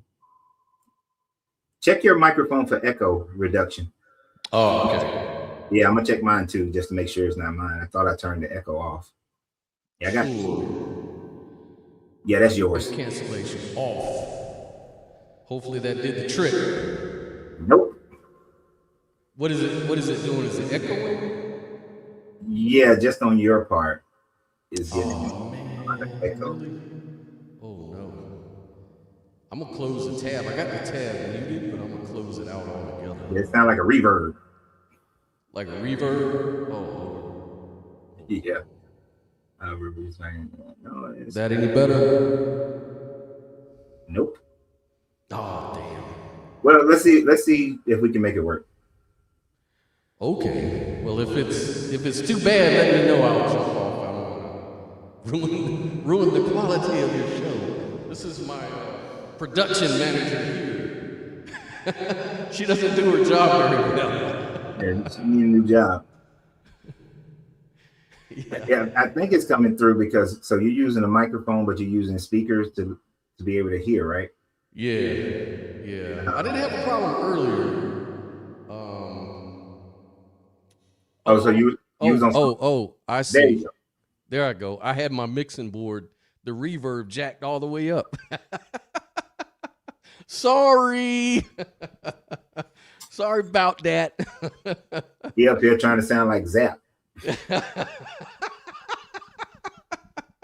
They call me Roger Troutman, man. Hell yeah. So how you doing today, man? Pretty good. Good. Yeah, I wasn't gonna troll you today. It's all right. Yeah. But you know, the funny thing about this whole women thing is how do they define Christian? Because didn't Paul say that women shouldn't be teaching in the church and they should be learning in silence? And they're on a hierarchy, right? And they're like towards the bottom of that hierarchy from my Christian studies. They're slightly above slaves. Exactly. It you know, and even though Christians, a lot of them went along with, especially the Jewish Christians, went along with the law, you know, the law definitely had regulations and everything as far as marriage and how women were kind of treated as property. We talked about that before too. So it just seems kind of weird. You know, it seems like mainly Christianity evolves along with secular society these days, especially in this country. Yeah. And I don't know if you heard the young man who was on here earlier spouting out all these studies of future events, but women gaining their rights has always happened in a more as a society becomes more secular. It has never ever increased when women are under any type of theocracy. And Paul was writing and society was still under a theocracy. So it was perfectly fine for him to tell women to shut the hell up in church. And if you have any questions, ask your husbands at home. That you're not supposed to usurp the authority of a man, because it was Eve who was the first deceived and not Adam. So Paul very much teaches women to be in a lower caste system, slightly above slaves. So but that was the society of that day, a theocracy. Right. You know? And as we've moved away from theocracies, women had more rights. Even if you compare the Jewish tradition, the Jewish governments to the Roman governments when they were in a imperial republic, when they were a republic, right? Women had more rights under Rome imperialism than Jewish women had under Judaism. And I mean, because a Jewish woman couldn't hold property, she couldn't inherit property, and if she did inherited it, she had to marry someone of their same tribe. Whereas in Rome, women could inherit property, but they didn't have to marry someone who was of their same tribe. They didn't have that stigma on them, right? Now, depending upon the caste level of the woman in Rome, and it's kind of weird, the higher the class, the only way she can inherit some property, right, is if there's no child involved, there's no son. Right? If she had a son, then the son gets the property. The woman can just manage the property until the son comes of age, but the son would get the property over the mother. Only if there were no children involved could the woman then inherit some of the property. Right. Well, you see, what a lot of these Christians like to do, especially these days, they like to borrow from secular society. They get their morals and their guidance through unbelievers. That's where they borrow their worldview from. They borrow it from the atheists and the agnostics and the unbelievers. So this is why they do things like fight for women's rights and minority rights and things like that. But if you'd have asked my grandma when she was alive, she'd say, these women walking around with pants on, that's so unchristian. But these women to be fighting about voting and all this carrying on, like she used to say, this ain't Christian. No good Christian woman would find herself trying to fight for the rights that a man has. Like, she don't know her place. Right. And that's how these older folks used to see it. And so it's only now, because we've lost sight of all that, we just assume that it's always been the way it is today. Like, oh, see, because we encourage women's rights and equality, and we hear our preacher talk about that in church, that, we should fight for the equality of women and this and that. They just assume that's what Christianity is all about, man. It's always been about that. And now these secular atheists are just borrowing from the Christian worldview. No, it's actually the other way around. That's the way I argue it.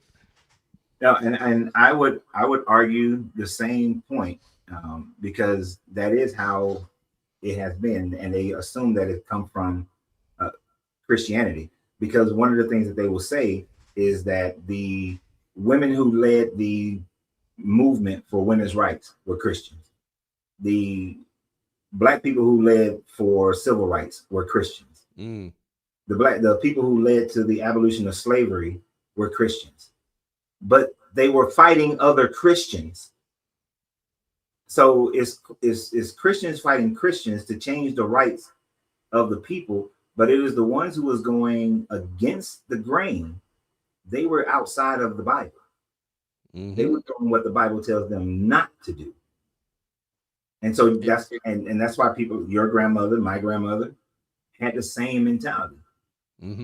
Exactly.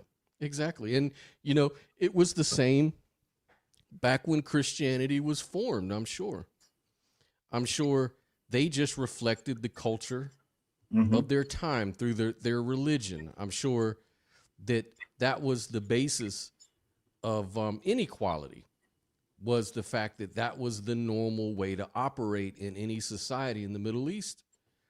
They kind of looked at it that way. And so their religions, the best religions were the ones that could capture the culture the best, as it is today. And, I just talked about that on a video that I produced, I put out right before I started this live, in comparing is Judas the hero or the villain is the name of the video. And at the end of the day, whichever version of a story can capture the majority of the people's attention or the power broker's attention, that is the one that always thrives. And that's the one that the people wind up falling under. And if since Christianity became supported by imperial Rome, then it started adopting the Roman culture. And it has continued to manifest that Roman culture. Then when it became kings and feudal lords and all that, it adopted that culture. And as we have moved into the 20th century, the late 19th century into the 20th century, it started adopting the more democratic republic cultures, which is what they're calling this secular, right? And it continues to develop that way. So whatever the culture is what the religion is going to do. And we even see this with Islam developing by way of whatever cultural influences, are impacting it. Which is why I brought up the difference between Dubai and Saudi Arabia. They are distinctively different when it comes to the rights of women and people in those two countries. So, and it's all based on the influences. Dubai has had more Western influence than Saudi Arabia. But we see Saudi Arabia starting to have some of that Western influence. And so they're starting to change. Right.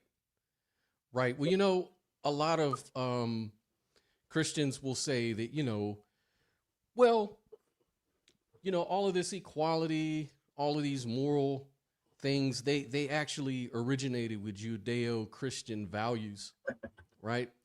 And they'll say that that's the way it was. But if you really look into history, Greek thinkers had ideas like ensonomia, which means equal law. It's the idea that all citizens, women or men, should be treated equally under the law. Right. And that was like in democratic Athens. They practiced that form of political equality, and so forth. So there was a lot of cultures before Judeo-Christian, religion, or separated from it, like the Code of Hammurabi treated people unequally based on class, gender, and status. And some argue that the Bible sort of emerged or was influenced by the Code of Hammurabi. So I agree that it certainly both was. ways, Yeah. And another way that they try to have that conversation is that they'll say that, oh, well, in the scripture, it teaches that men and women are equal, but the people just didn't have the heart to do it. It was man who misinterpreted or wasn't doing it correctly, which is just a bold-faced lie. The words of the Bible itself demonstrates that women are property. Women are property. So the fact that the people of that time frame treated women as property, they were following the Bible. We reinterpret things like when Jesus said, and they'll say, oh, Jesus says love your neighbor, so that means to treat everyone equally. They'll look at it from how we view the word neighbor today.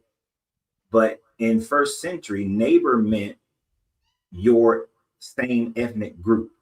It didn't mean that you treat the foreigner the same way you treat the Hebrew. You treated the foreigner differently. So you treated your neighbor equally, but not the foreigner. So, but as Christianity grew into the Roman and into the Gentiles, then neighbor started to expand to mean anyone else who believes in what you believe. And that's how it was things like that allowed them to start slave trades, whether we're talking about the transatlantic or we're talking about the slavery that when they brought British people in as slaves, it didn't matter. Everybody enslaved everybody. But once as they saw them as not their neighbor because they was of a different tribe, they can treat them that way. So they'll reinterpret and renegotiate their text to fit how society is, how we view things today, instead of looking at how they viewed it then, because what neighbor meant back then is what it should still mean today, as far as if you're reading this Bible. Yeah, and I mean when they say love your neighbor as yourself, well, what does that entail? That entails following the laws and commands of Yahweh. Hmm. And those laws and commands of Yahweh also regulated slavery and whole lot of other things. And so, you know, as like I'm a non-dualist, right? So in my philosophy, so I see a lot of this problem in these sort of religions is they're very dualistic, Hmm. which is to say it's embedded with a lot of dichotomous thinking, like a lot of tribalism, a lot of um, separation mentality. You know, even Jesus says, I didn't come to bring peace. I came to bring a sword to Yeah. divide. You know, and he goes on to talk about all the things he was going to divide people about. So, you know, this is dualism. And Mhm. dualistic thinking is, you know, in my view, it can be one of the root of evil things that people do to each other is based on you're different than me. Therefore, I'm justified to treat you inhumanely, Yeah. whether your difference is gender, race, whatever it is, religion, beliefs, whatever the case is. And this does not foster peace, not in society or even with individuals, because you're going to find yourself always arguing for people to believe what I believe, or else you're excluded from me. You know, we don't Mhm. have peace among each other because you don't believe like I believe. And so they have this insecurity, this fear-based mentality. You know, you have to believe, I have to convince you to believe as I do. And this is really just ape-like thinking, man. It's really unevolved kind of bullshit in my view. No, I agree with you 100%. That is that is the thinking, and it is very ape like. It's very, we can't get along unless you believe exactly what I believe, which in modern day doctrines of Christianity they should not have that thought process, but because of their doctrinal changes that they've had now in the past, it was part of their doctrine because that was the mentality of it.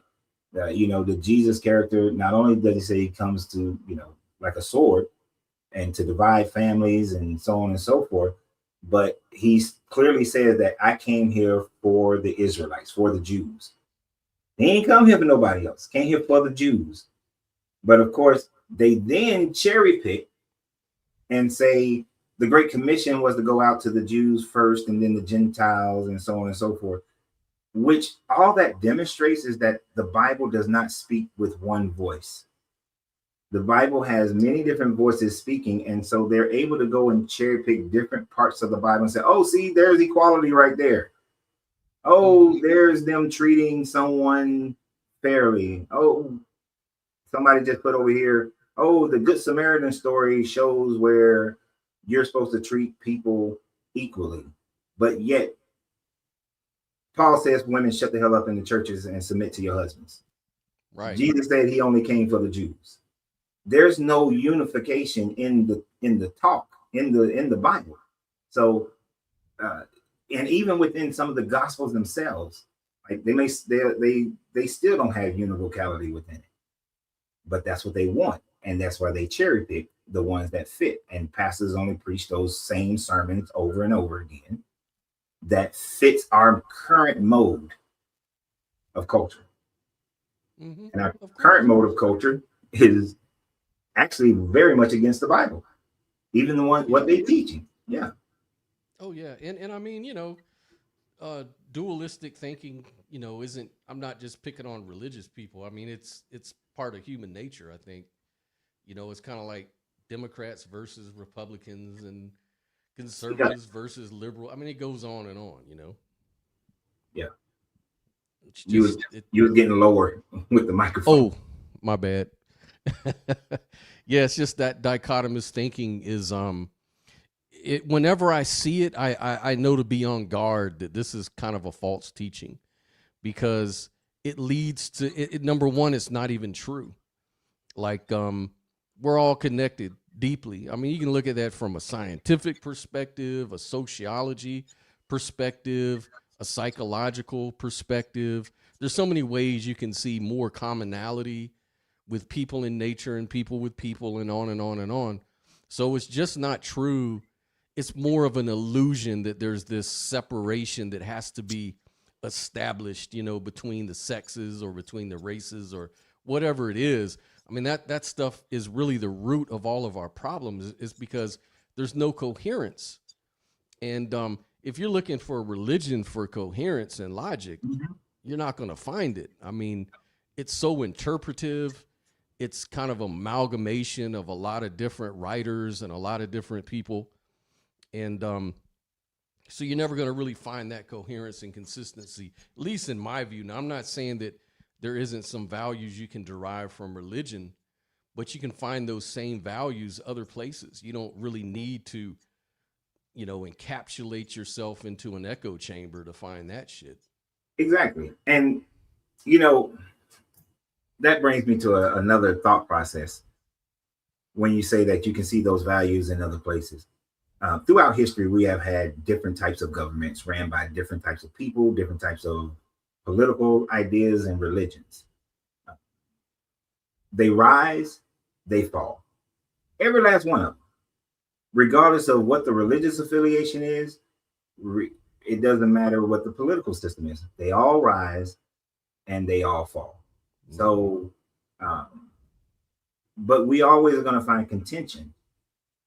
Each person, we are always going to have our ideas. You say like the contention between Democrats and Republicans, the contention between atheists and Christians.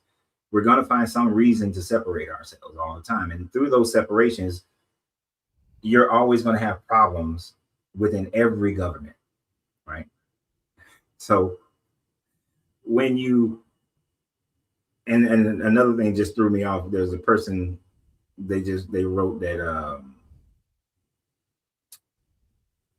atheist governments failed, and we have Stalin and Mao as an example of that.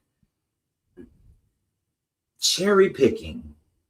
Oh, and over here I'm on YouTube and Facebook, so that's why you don't see the person. Sorry, I'm trying to handle the screen. But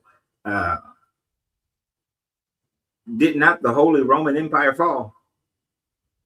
Exactly. Did the British crown fall?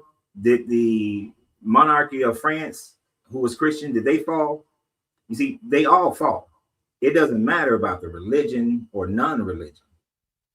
Governments fall because they mistreat people, right? So the religion has absolutely nothing to do with if a government can be successful or not, if a country can be successful, if an empire can be successful. The culture is what matters.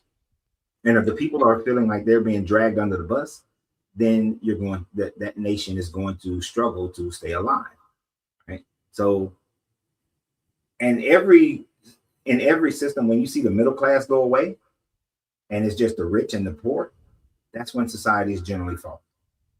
Other than that, there's an invasion from another stronger force, and it falls. So, the religion part, as far as government, doesn't really matter as far as the society being able to maintain itself. What matters is how the people are treated. And there are some good things that religions have that treat people well, but there's more bad things in the religions that we hold today. The religions that most people are holding on today, there's more negativity, which is why secularism has grown no matter the religiosity of the people. And all they have done is try to reestablish or renegotiate the text to make it fit, right? And at the end of the day, you have a version of Christianity today that they would have said you are a heretic for having today's version of Christianity 500 years ago, right? Damn near every Christian church that claim that they got the Holy Spirit and they're running around, y'all are heretics. All of them that got a woman in any leadership position or speaks in the church, you're a heretic. Right? The ones that are not led by priests from the Catholic Church, you're a heretic. So none of the church, hardly any of the church, even the Catholic Church would probably be considered heretical compared to the Catholic Church 500, 600 years ago. They are heretical. So yes, that's the power of Christianity, I think, is that what's kept it surviving so long is that it has embedded within it this way of adapting to its cultures, Hmm. because it was a proselytizing sort of movement. And so Paul would say, become all things to all people. And so you see Catholic Church, like if you go to South America or Haiti or things like that, you may see like some of their superstitions, like paganism, kind of mixed in. Like down here where I live, I'm not too far from Louisiana. And, in New Orleans, they got like Yeah. these churches you go to where some guy will be sitting in like a chair, right? Like the preacher, he'll sit Yeah. in like a huge chair and he'll be channeling spirits, and everybody will be out there waving their fans and stuff like that. And he'll be channeling and talking about, the spirit Baba, Daddy, you know, is telling me, about all of these issues, this and that, this and that. And it's almost like he's in a trance and everybody's just like singing along. And it just reminds me, it almost isn't like the Christianity I grew up with. It's almost like some sort of witchcraft mixed with Hmm. Christian sort of ideas. And so, I mean, this is how Christianity survives because it Definitely. knows how to infiltrate into cultures and, resonate with the people. It's like even the SS, like in Germany, Yeah. on their belt buckle, what did it say? God mit uns, which means God with us. And you talking about evil done in the name of God. Oh my goodness. You know. One of my first year here in San Antonio, I've always heard about it, never seen it. But the most laughable thing to me is the second largest festival that's held in San Antonio, which is the Day of the Dead. Mm-hmm, mm-hmm. So you got ancient Aztec Mayan traditions mixed in with Christianity, where they are honoring they got these altars of all the dead people. They even had altars with dead pets, right? And it is this Day of the Dead festival where the ancestors can cross over, and you got to have on your altar, I forgot what it's called, a frenza, some shit like that. And you have to have, and you're honoring your dead ancestors. So it's basically ancestor worship, Mm-hmm. which fit real well with Catholicism because they have their saints. Mm-hmm. So they were able to merge this together. And you're right. How Christianity has been so malleable to cultures is the only reason it thrived. Well, after they finished killing people, first they had to kill and dominate people first. But as we became more secular, then it's the merging of the religion. They pretty much follow what the Greeks did when their Hellenization of people. We're going to merge our society with your society, find our commonalities, and kind of make them one under the umbrella. And by doing that, Christianity gets to grow and gets to stay. Well, it gets its staying power. Mm-hmm.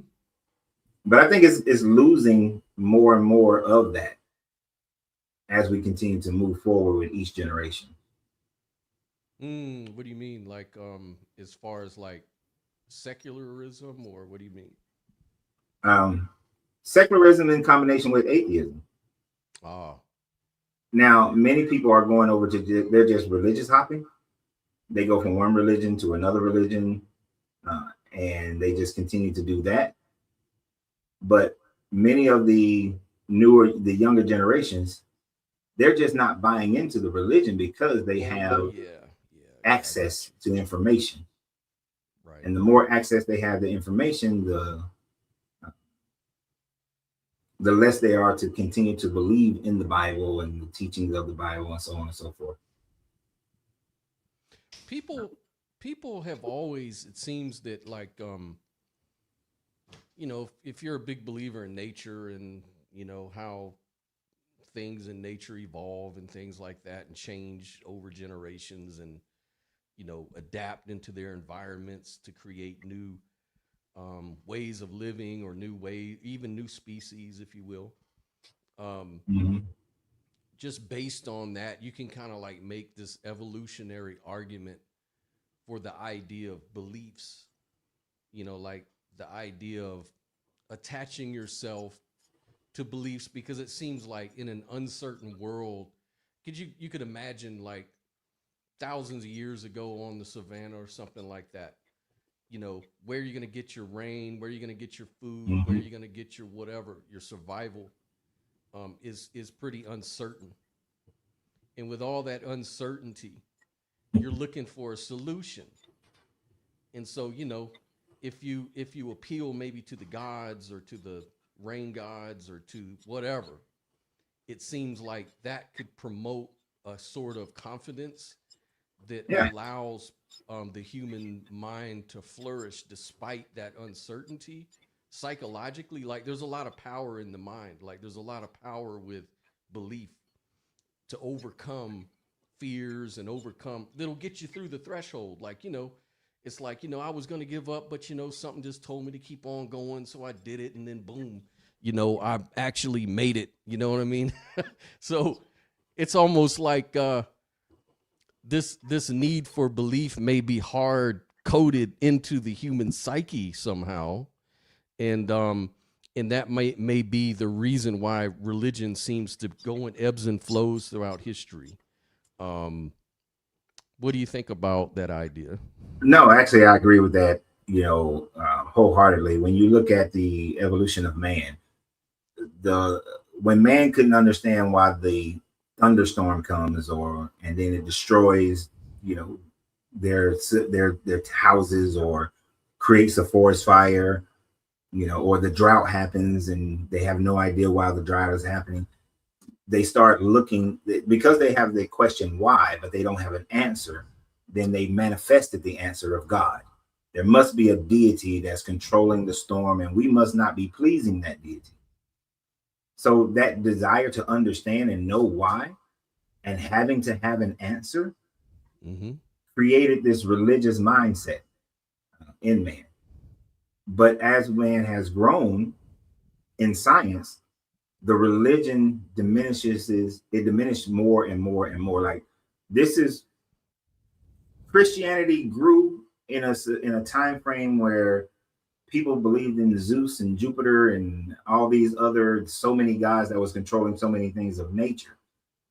Now, if they didn't have Roman military, a style of monotheism probably still would have taken the place of those religions, because science would have said, well, we know why the storm clouds come and we know when they're going to come, and we know why the drought comes. We figured out, what stars are, where the earth is, all these sorts of things. So all those deities would have eventually gone away anyway. They just went away a little faster because, not swords and military, so they went faster. But until man can get to a point where we scientifically understand a closer understanding of our creation, until we get there, Star Trek world, we're going to still have deeply religious people, more religious. I mean, say not deeply religious, but more religious people. If they could prove without a shadow of a doubt how life began on Earth, the religion will begin. Even the monotheism religions will begin to fall apart. Right. Yeah, especially those sort of frameworks, because they frame like in dualistic terms, like, you have the creator and you have the creation. And so they kind of like anthropomorphize the gods or the creative force that's behind everything. We don't really know any of that. We don't really know any of that kind of stuff. And my whole thing is, you have to be at peace with not knowing shit. Like, because you don't know shit, that's not the end of the world. Like, that just gives you the opportunity now to learn more shit. So, you don't want to really know everything, because then there'd be no mystery to life. It's kind of like, I was looking at, some of these AI researchers, right? Like, there's these AI researchers that are talking about AGI, this artificial intelligence, super artificial intelligence. And so what they're predicting, you know, they're kind of to what you're talking about, like the solutions and the knowledge and all of that kind of stuff, and how it creates, you know, where we're going to be at as far as religious and stuff like that thinking. But they say, you know, that, hey, let's say we could have AGI within the next 5-10 years, something like that. So what does that mean? Super AGI. It means we're going to have all the answers at our disposal for everything, according to what they project. Also, no one's going to need to really work, because super AGI can do everything that people can do pretty much. So there'll be no need to work. There'll be no need to go discover anything. There'll be no need. So basically what they're saying is it's going to be turn life into a human zoo. Like, we're just going to be like zoo animals taken care of, fed by the system with nothing to do. So they're like saying, okay, so what are we going to do about what can we think now before this shit really happens? If it happens, what can we do to mitigate all of that? So now they're talking about, well, let's design, you know, we already do VR, right? Where you can kind of immerse yourself into video games and stuff like that, and it's very realistic. Say, well, by that time, AGI would be able to mimic real life and maybe do like an ancestor kind of fucking game, right? Where you can kind of put on your shit and spend a lifetime struggling in meeting all the things that humans need. They basically said there's 3 pillars. Like, humans need challenge, they need novelty, which is curiosity, and they need status, which means you want to be above somebody else. You want to know where you are in the game of life, right? Right. And so if these 3 pillars can be met, that's great. But you can't meet that in a zoo. You can only meet that in another world that's not a zoo, right? So they're thinking of it that way. You know, it's like really some wild stuff.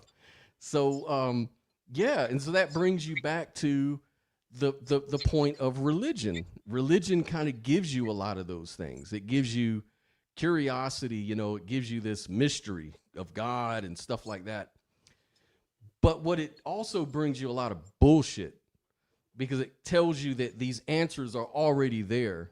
Yeah. You know, the human thing is that, oh, well, we want to be the gatekeeper of all the knowledge. So we want to tell you what is the truth about life. We don't want you to really be curious. We want you to be curious enough to lead you to the water that we've already poured in the bottle for you. There are so many movies based on what you just said. And my favorite version of it is, it's an animated movie with the little robot. And Earth was so trash that all the people left, and they was just living on this spaceship, and everybody got fat and lazy because the AI was taking care of everybody. I can't think of the name of that damn little animated show. The animated movie.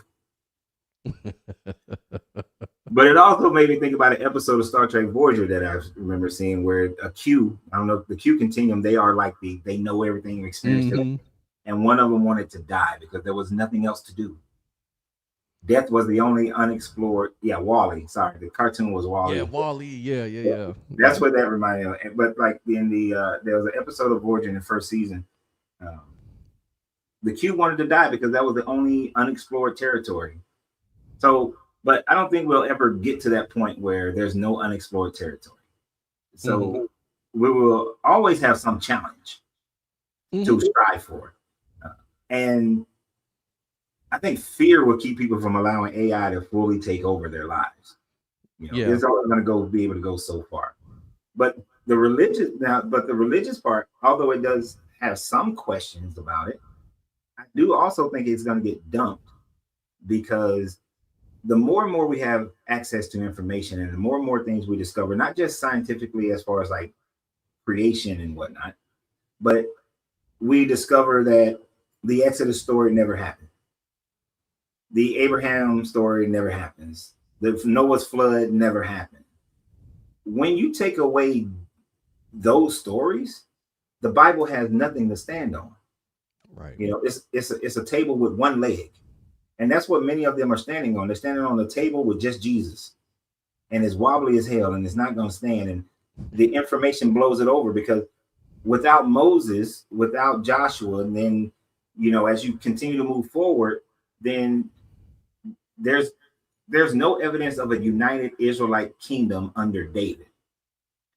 Once David is gone from the narrative, and that's just either a made-up story or a story about one little house of people, then the whole Jesus narrative starts wobbling. So I honestly think that there's more, that the information that will get rid of religion is not going to come from scientific exploration, but archaeology.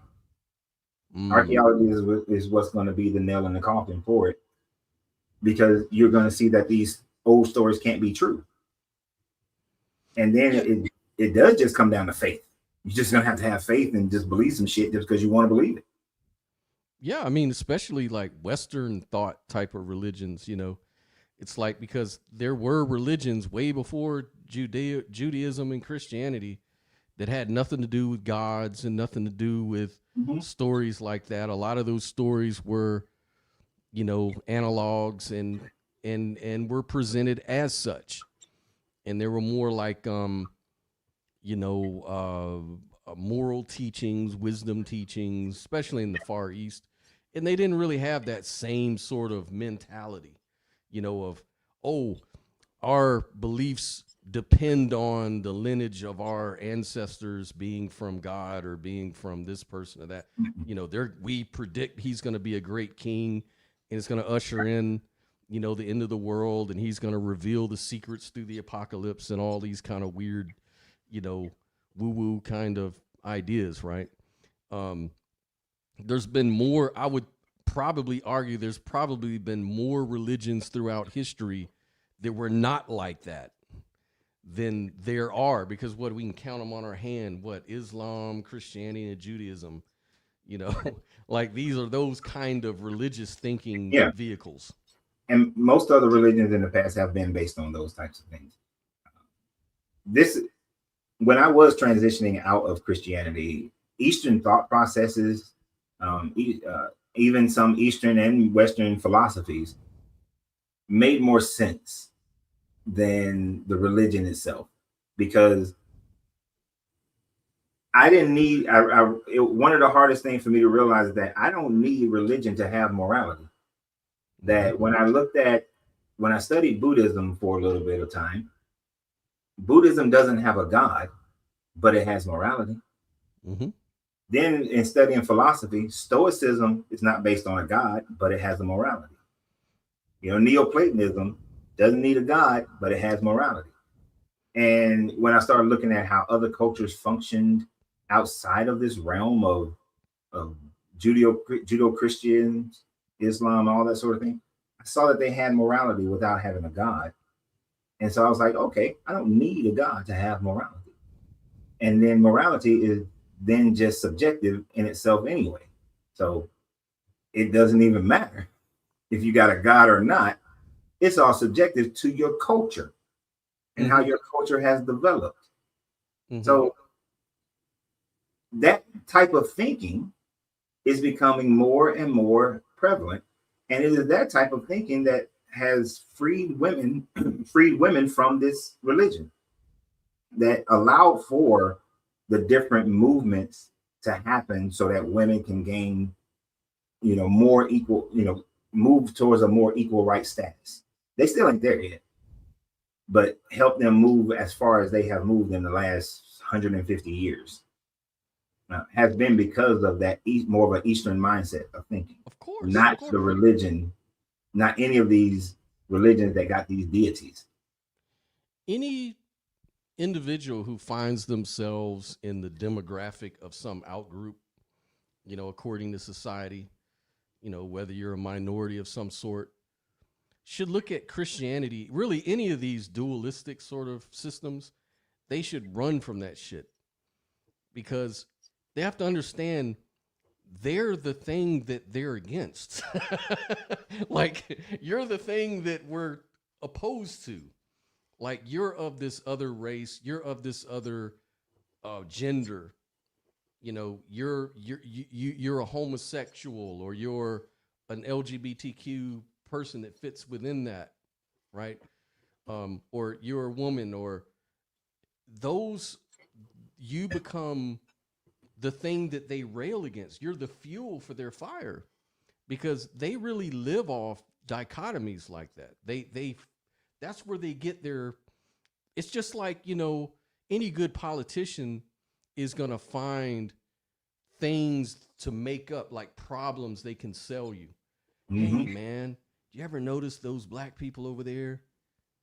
They don't like you. Or you know, they're always complaining about shit. And it has to do with the things they put on you. Now, how does that make you feel?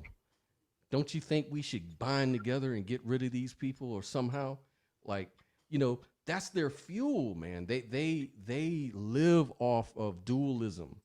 Like, they want to see the opposing tribe. They need, like, the Democrat, I always say this, Republicans need Democrats and Democrats need Republicans. Like, because if everybody's a Democrat, there ain't, who's going to vie for what? Like, right. Who you going to argue against? Then you just got to argue internal policies. Right. Because I was having a little mini coaching session with this guy about his podcast. And, you know, I told him, unfortunately, the primary way to get people to follow you is to create outrage. Yes. And, you know, even growing up in different churches, the more the pastor talked about women being in the streets and dressing like hoes and then coming into the church, the more they talked about homosexuality. If they talked about, they would talk about those two main subjects, because because there was already outrage, you know, in the 80s, in the 70s, 80s, 90s, that was the outrage. And we've seen some of that come back. Now, they don't talk about women as much anymore because they know that their church is supported by women. So I've noticed a resurgence on the, you know, homosexuals, and you got to get rid of them and got to convert them, and they evil and they spreading this and they doing that, you know, because that has become more popularized in society. So now they're jumping back on that bandwagon to create outrage again. So they need those things to fight against, you know, to get people caught up. The person is going home and can't pay their bills, can't keep the lights on, don't have food. But I'm gonna get you outraged about how some other people are living their life that don't affect you. The whole MAGA movement, immigrants, and that was the thing. Immigrants. It got the rural American not focused on the fact that they living in a damn trailer about to get blown away by a hurricane, barely feeding themselves. It got them caught up in thinking somebody was coming to take their trailer. And they were John Cougar Mellencamp records. Wait a minute, which John Cougar song?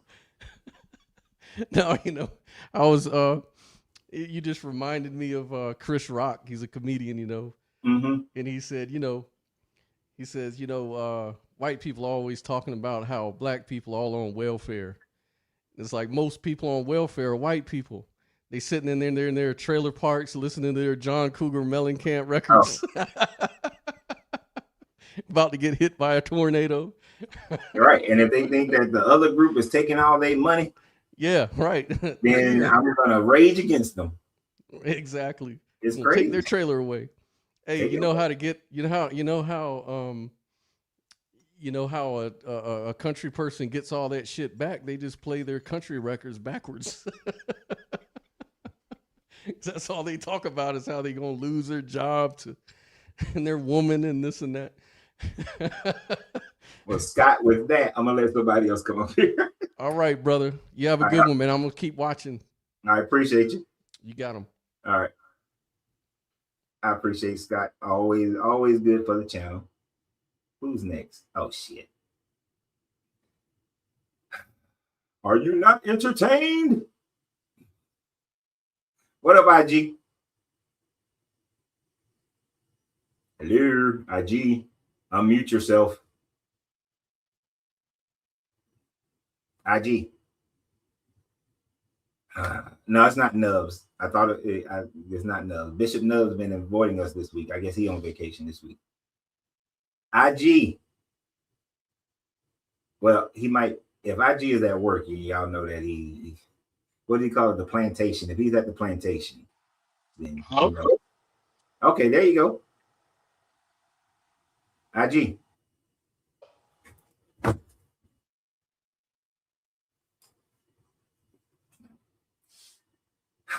IG unmuted his mic, said hello, and then muted his mic again. I'm gonna kick it. Hello? Okay, we can hear you. Don't mute it. Can you hear us? IG, can you hear us? IG. Something's going on with your phone. Yeah.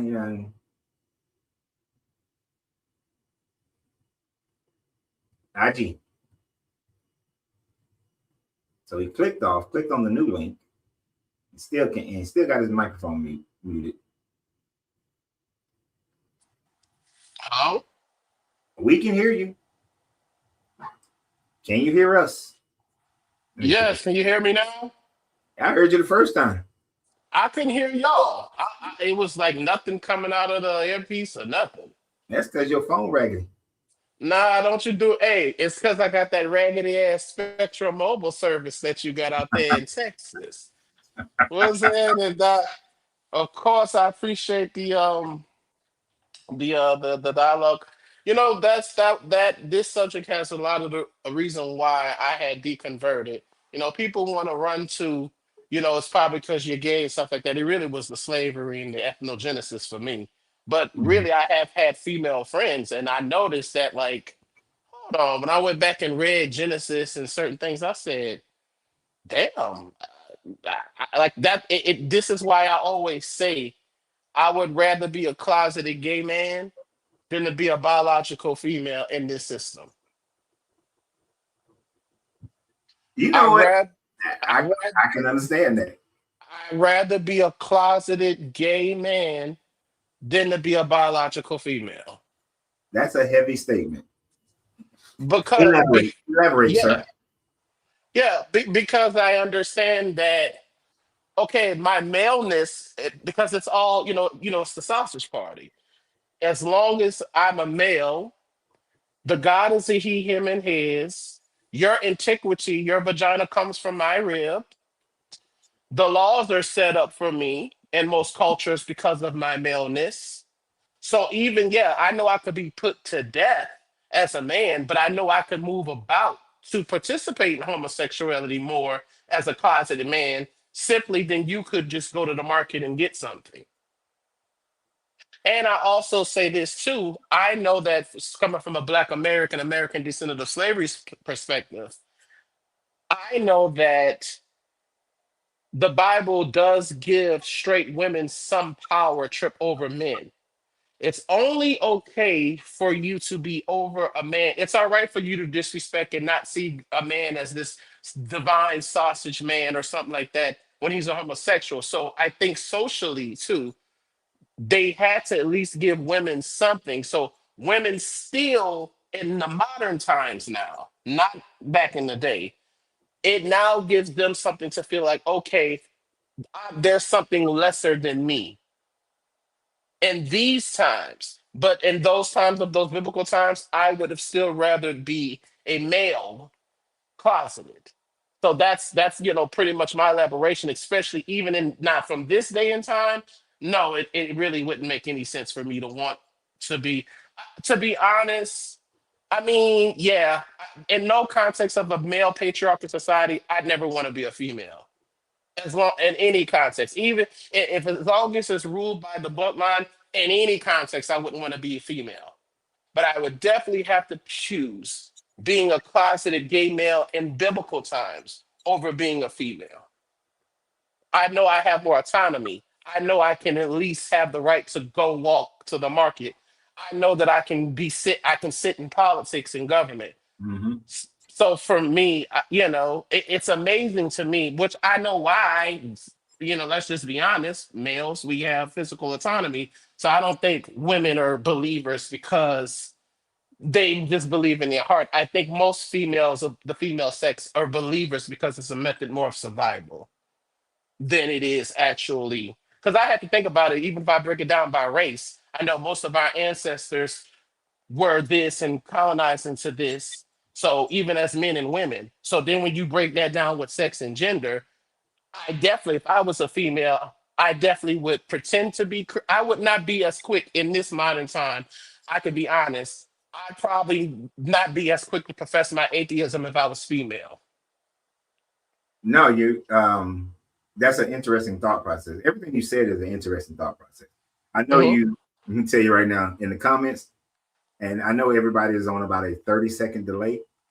Because Mhm. I was on your TV, and so I timed when I did a movement. So it's about a 30-second delay. I always wondered what the delay is. Okay. Gotcha. I was on TV, y'all. But Yeah. 70-inch, Herb. New Orleans. But damn it, you made me Yeah. lose my train of thought. Oh, no. Okay. So you threw off a lot of people in the comments because a lot of the men were like, damn, I don't know how to really take that. But I understand what you're saying. It's a deep thought. Mhm. You would just have a closeted gay man back in the first century Mhm. would have a better lifestyle than Yes. a woman in first century. Now, there is even debate, though, Mhm. that depending upon where you were in first century, whether you was in Greece or Rome or even in Judea, relative, there is a debate on sexual immorality actually meaning homosexuality in those societies at that time frame, because some of the wording actually is rendered more. And I'm doing the research on it right now. I Mhm. cannot give a substantiated "this is it." So take this with 2 grains of salt because it's more than one. Right. But Paul was more or less referring to having purchased sex with men and not just having sex with men, right? So, Mm. but, and thank you, Miss Fifi and Drew for the gifts over there on TikTok. But I still got a lot more research to go into that one because, to me, from my understanding, the Bible preaches against it, and which is another reason why I can't understand why there are people in the LGBT community who are trying to be Christian. Doesn't make any sense to me. And I know the doctrine right now is that it don't fit. So I'd rather not be. But in first century, it may not have been as bad as we think it is, depending upon what the interpretation of the wording was in first century. Be that as it may, even if it was something that was looked upon as sexual immorality, I understand what you're really on screen. Now, I really do understand what you're saying, uh, because you would have a better quality of life just being a man, and then being here, and then fast forwarding to the time frame that you're saying of slavery, it would have been better to just accept and say I'm a Christian, right? And to live it. And then you would teach your children that, not because you are feeling it and understand it, but because you want to protect them so that they don't have to go through it. Because in the antebellum South, being a non-Christian slave, you probably would get killed real quick. And even today, although when I as a black man tell other black men or black women, and it's different. When I tell black men that I don't believe in the Christian God, I get, oh, why not? And we have a reasonable, logical conversation. When I tell a black woman who's a Christian, I get this emotional, you're disgusting, how could you, as if I betrayed them response. And But even worse is when I see a black woman telling another black woman that she has walked away, she get almost a visceral response. Like the person is about to throw up because it's like, how dare you? How could you? This is, crazy. You must be insane. So there's a concoction of male dominance throughout all of it, where the males get a better quality of life than women get, no matter what the situation, no matter how it's viewed. And you can break it down into other groups as well, but in general, women are going to get it worse. I would imagine a white atheist man is an easier pathway than it is for a white atheist woman. You best believe, and even when it comes to being same gender loving as us black, gay people like to say, it is an easier acceptance even for being a white gay man. Is not as inconsequential as it is being a black gay man. But that also goes to, without saying too. That's why it irritates me when people do this in our community. And like when black people like to say, well, black straight people like to say, well, you're putting your gayness before your blackness. No, you're putting my gayness before my blackness. I Mm-hmm. can see where have to deal with things because I could clearly see, even in heteronormativity, black heteronormativity through class, race, and economics is totally functioning in a lot different or has a different capacity in society than white heteronormativity. So it's amazing to me just because you throw some gay shit on it, all of a sudden you think that transcends race. That's ridiculous. Mm-hmm. Heteronormativity has not been able to transcend culture and everything just because of sexuality. So what makes people think just because you put homosexuality that nationalism, tribalism is not going to play a role? So when I was in the belief part, that vexed my spirit because I wasn't the type of gay man that ever wanted to be a woman, never. But I always had the curiosity when I went through puberty to be friends with the opposite sex because I was just naturally biologically curious as to why do they think the way that they think? Why do they feel the way that they feel? And the more so my relationships getting into attractions with women, it had nothing to do with sexuality, but it had everything to do with sex. Definition number one, autonomy. Mm-hmm. So when I was in this belief, I sought to see things that just didn't make logical sense as to why the opposite sex. And that bothered me that, well, hold on. The group of the female race has showed me love what love was without sexuality before. Outside my parents, my female friends gave me the emotional support. So then how can I then turn around and then be okay, which this shit is already whooping my ass as a same gender loving black man. But Mm-hmm. I can see where there's more in the Bible mentioning shit against you because you're coochie more than me being the faggy.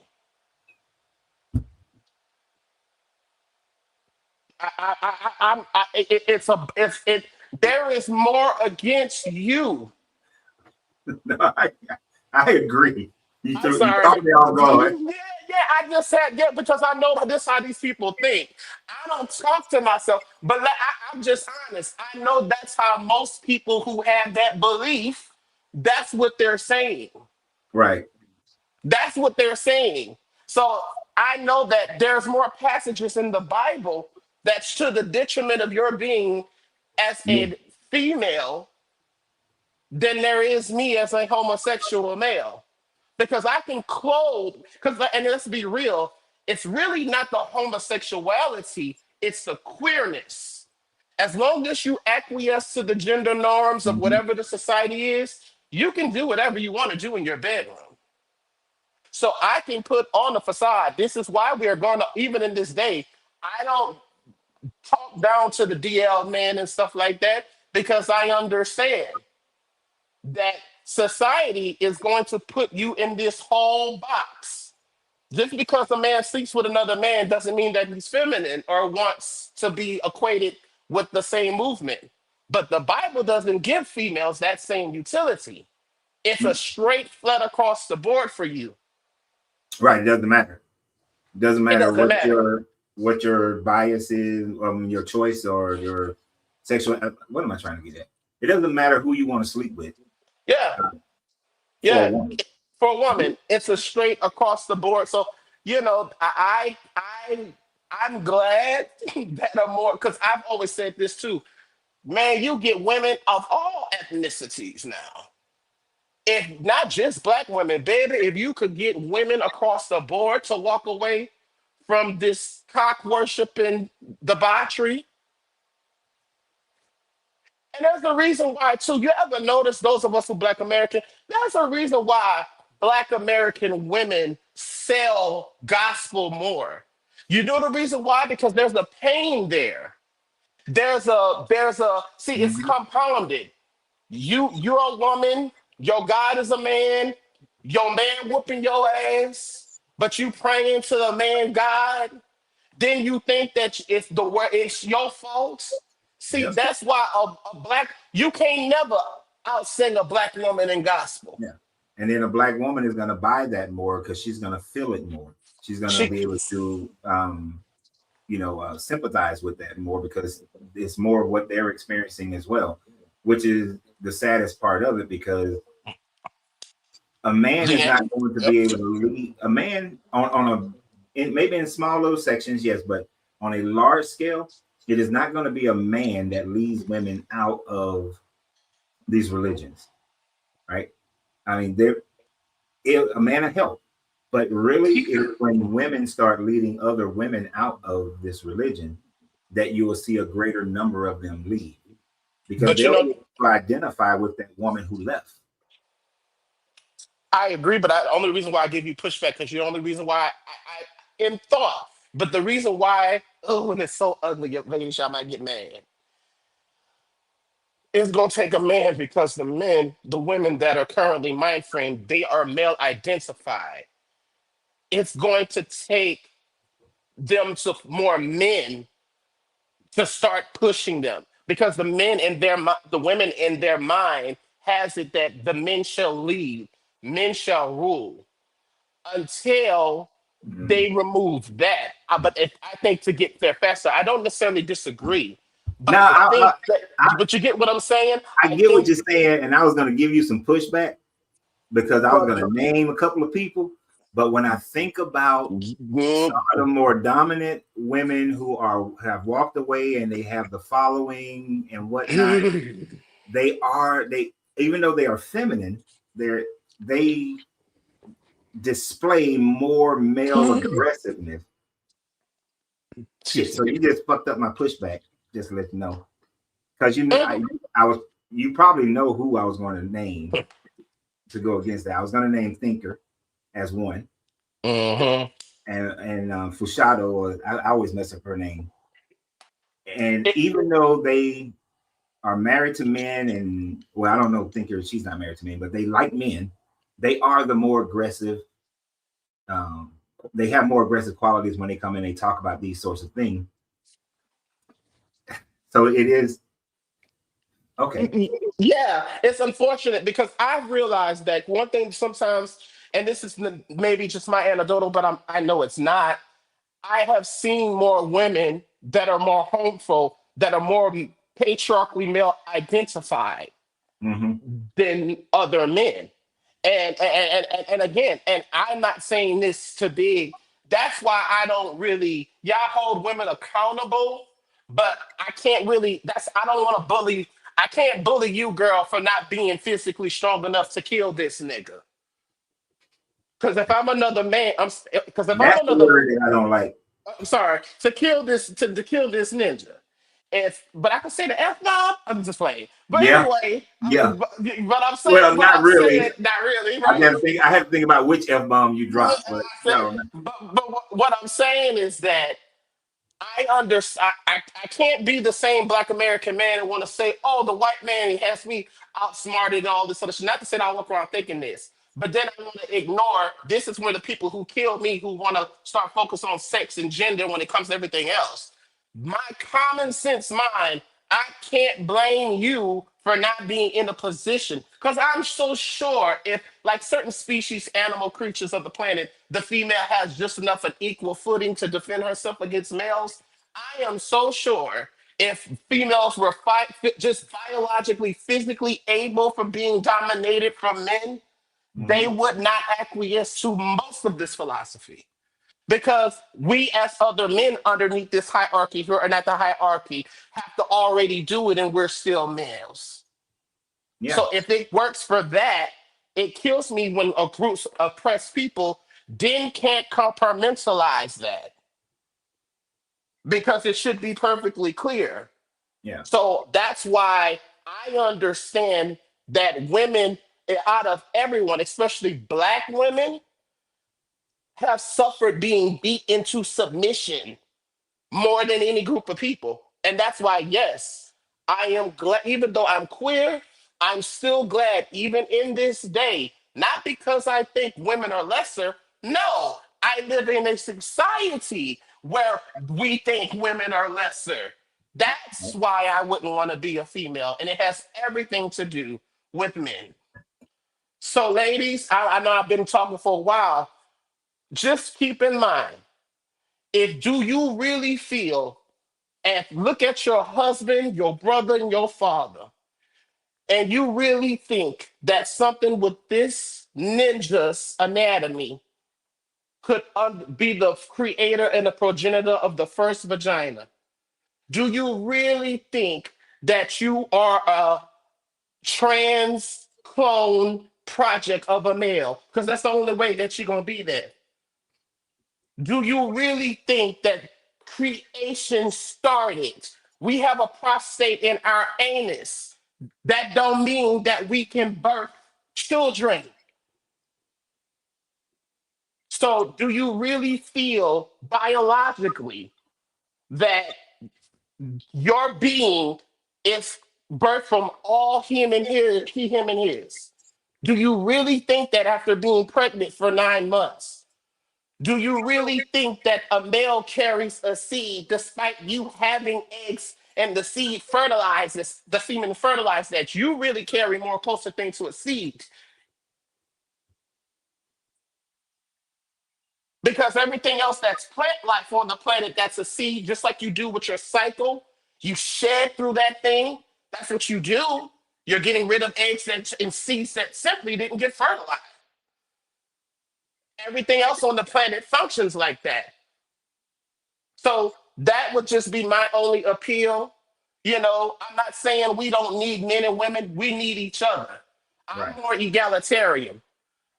I'm for the egalitarian because be able to trust and believe, as even as the same gender loving man, you couldn't. That's why I don't want to go to jail. That's too much testosterone, too much dick. It's off balance. I'm gonna hurt somebody.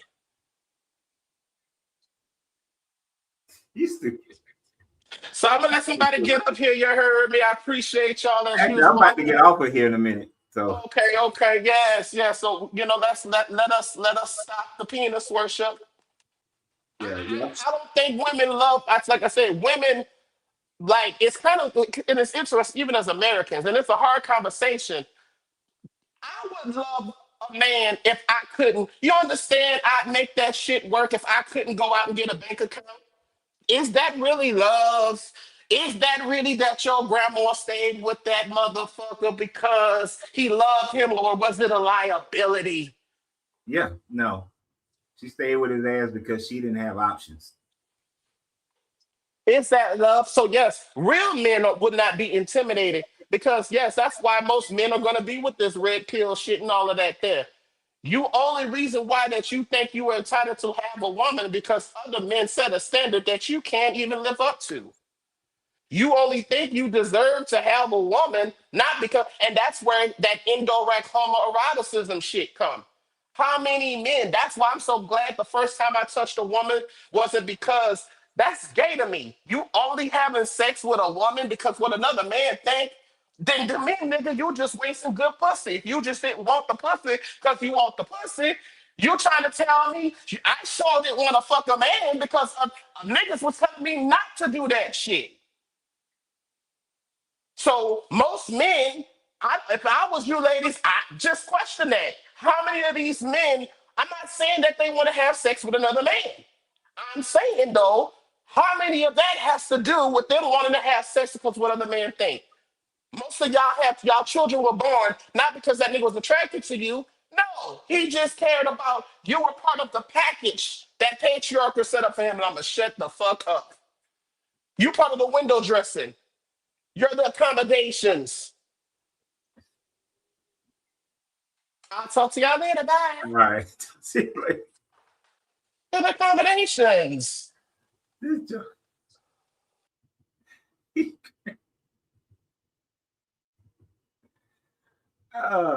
You know, it is always fun to have IG or Bishop Nubs on here. Entertainment personified. Oh man. Oh my goodness. I do, you know, at the end of the day, because I'm about to close out here. It's been 3 hours and y'all ain't gonna get me for 4 hours like you did the other day. At the end of the day, and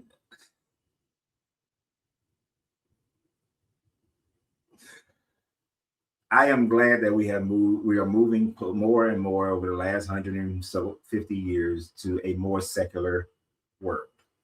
A more secular world where we realize that both men and women need each other. That there is not one side that is to be more dominant than the other. Thankfully, we don't live in societies anymore where it is based on physical strength, because as IG said, if you take away the physical strength and make that equal, then women would have never been under the heel of a man. But the fact that that has created through the hunter-gatherer, agricultural, and even in the industrial age, that kind of a premise, thankfully, as we move more and more into the information age around the world, kind of like what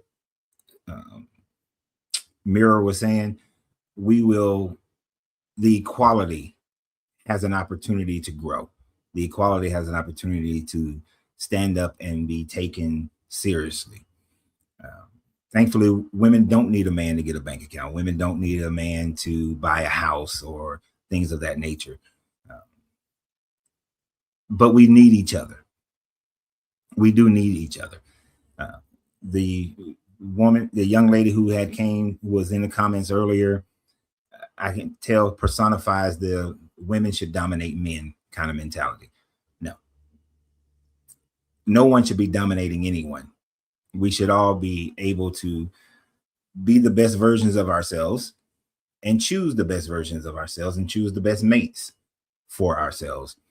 It shouldn't be based on what a society has deemed is more sustainable, as the young man who was on here just talking about, who he's talking about, reports. I forgot the name of it. It's called, goddamn report.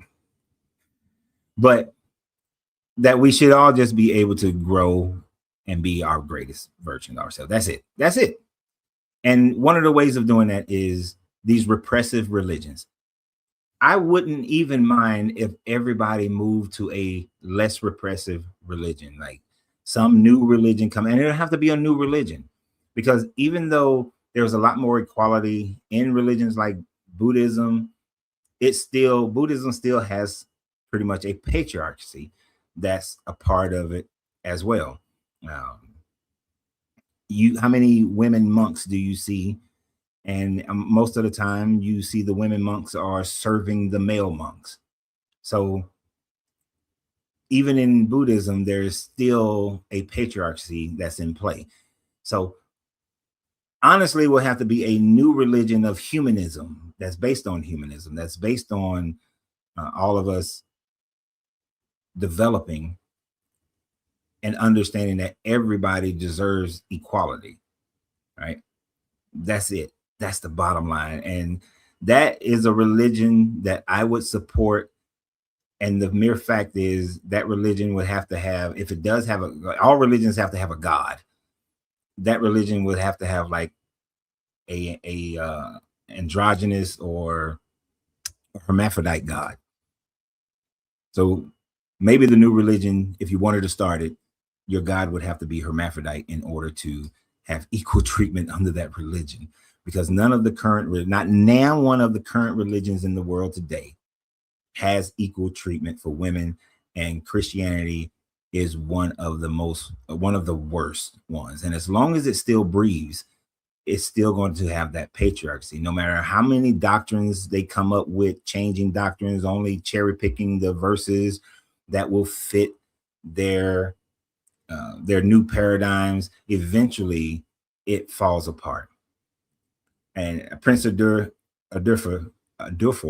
is saying, or multiple guys, you would have to have equality, like kind of like how in the Sumerians, Anu couldn't produce nothing without Namu. Namu couldn't produce nothing without Anu.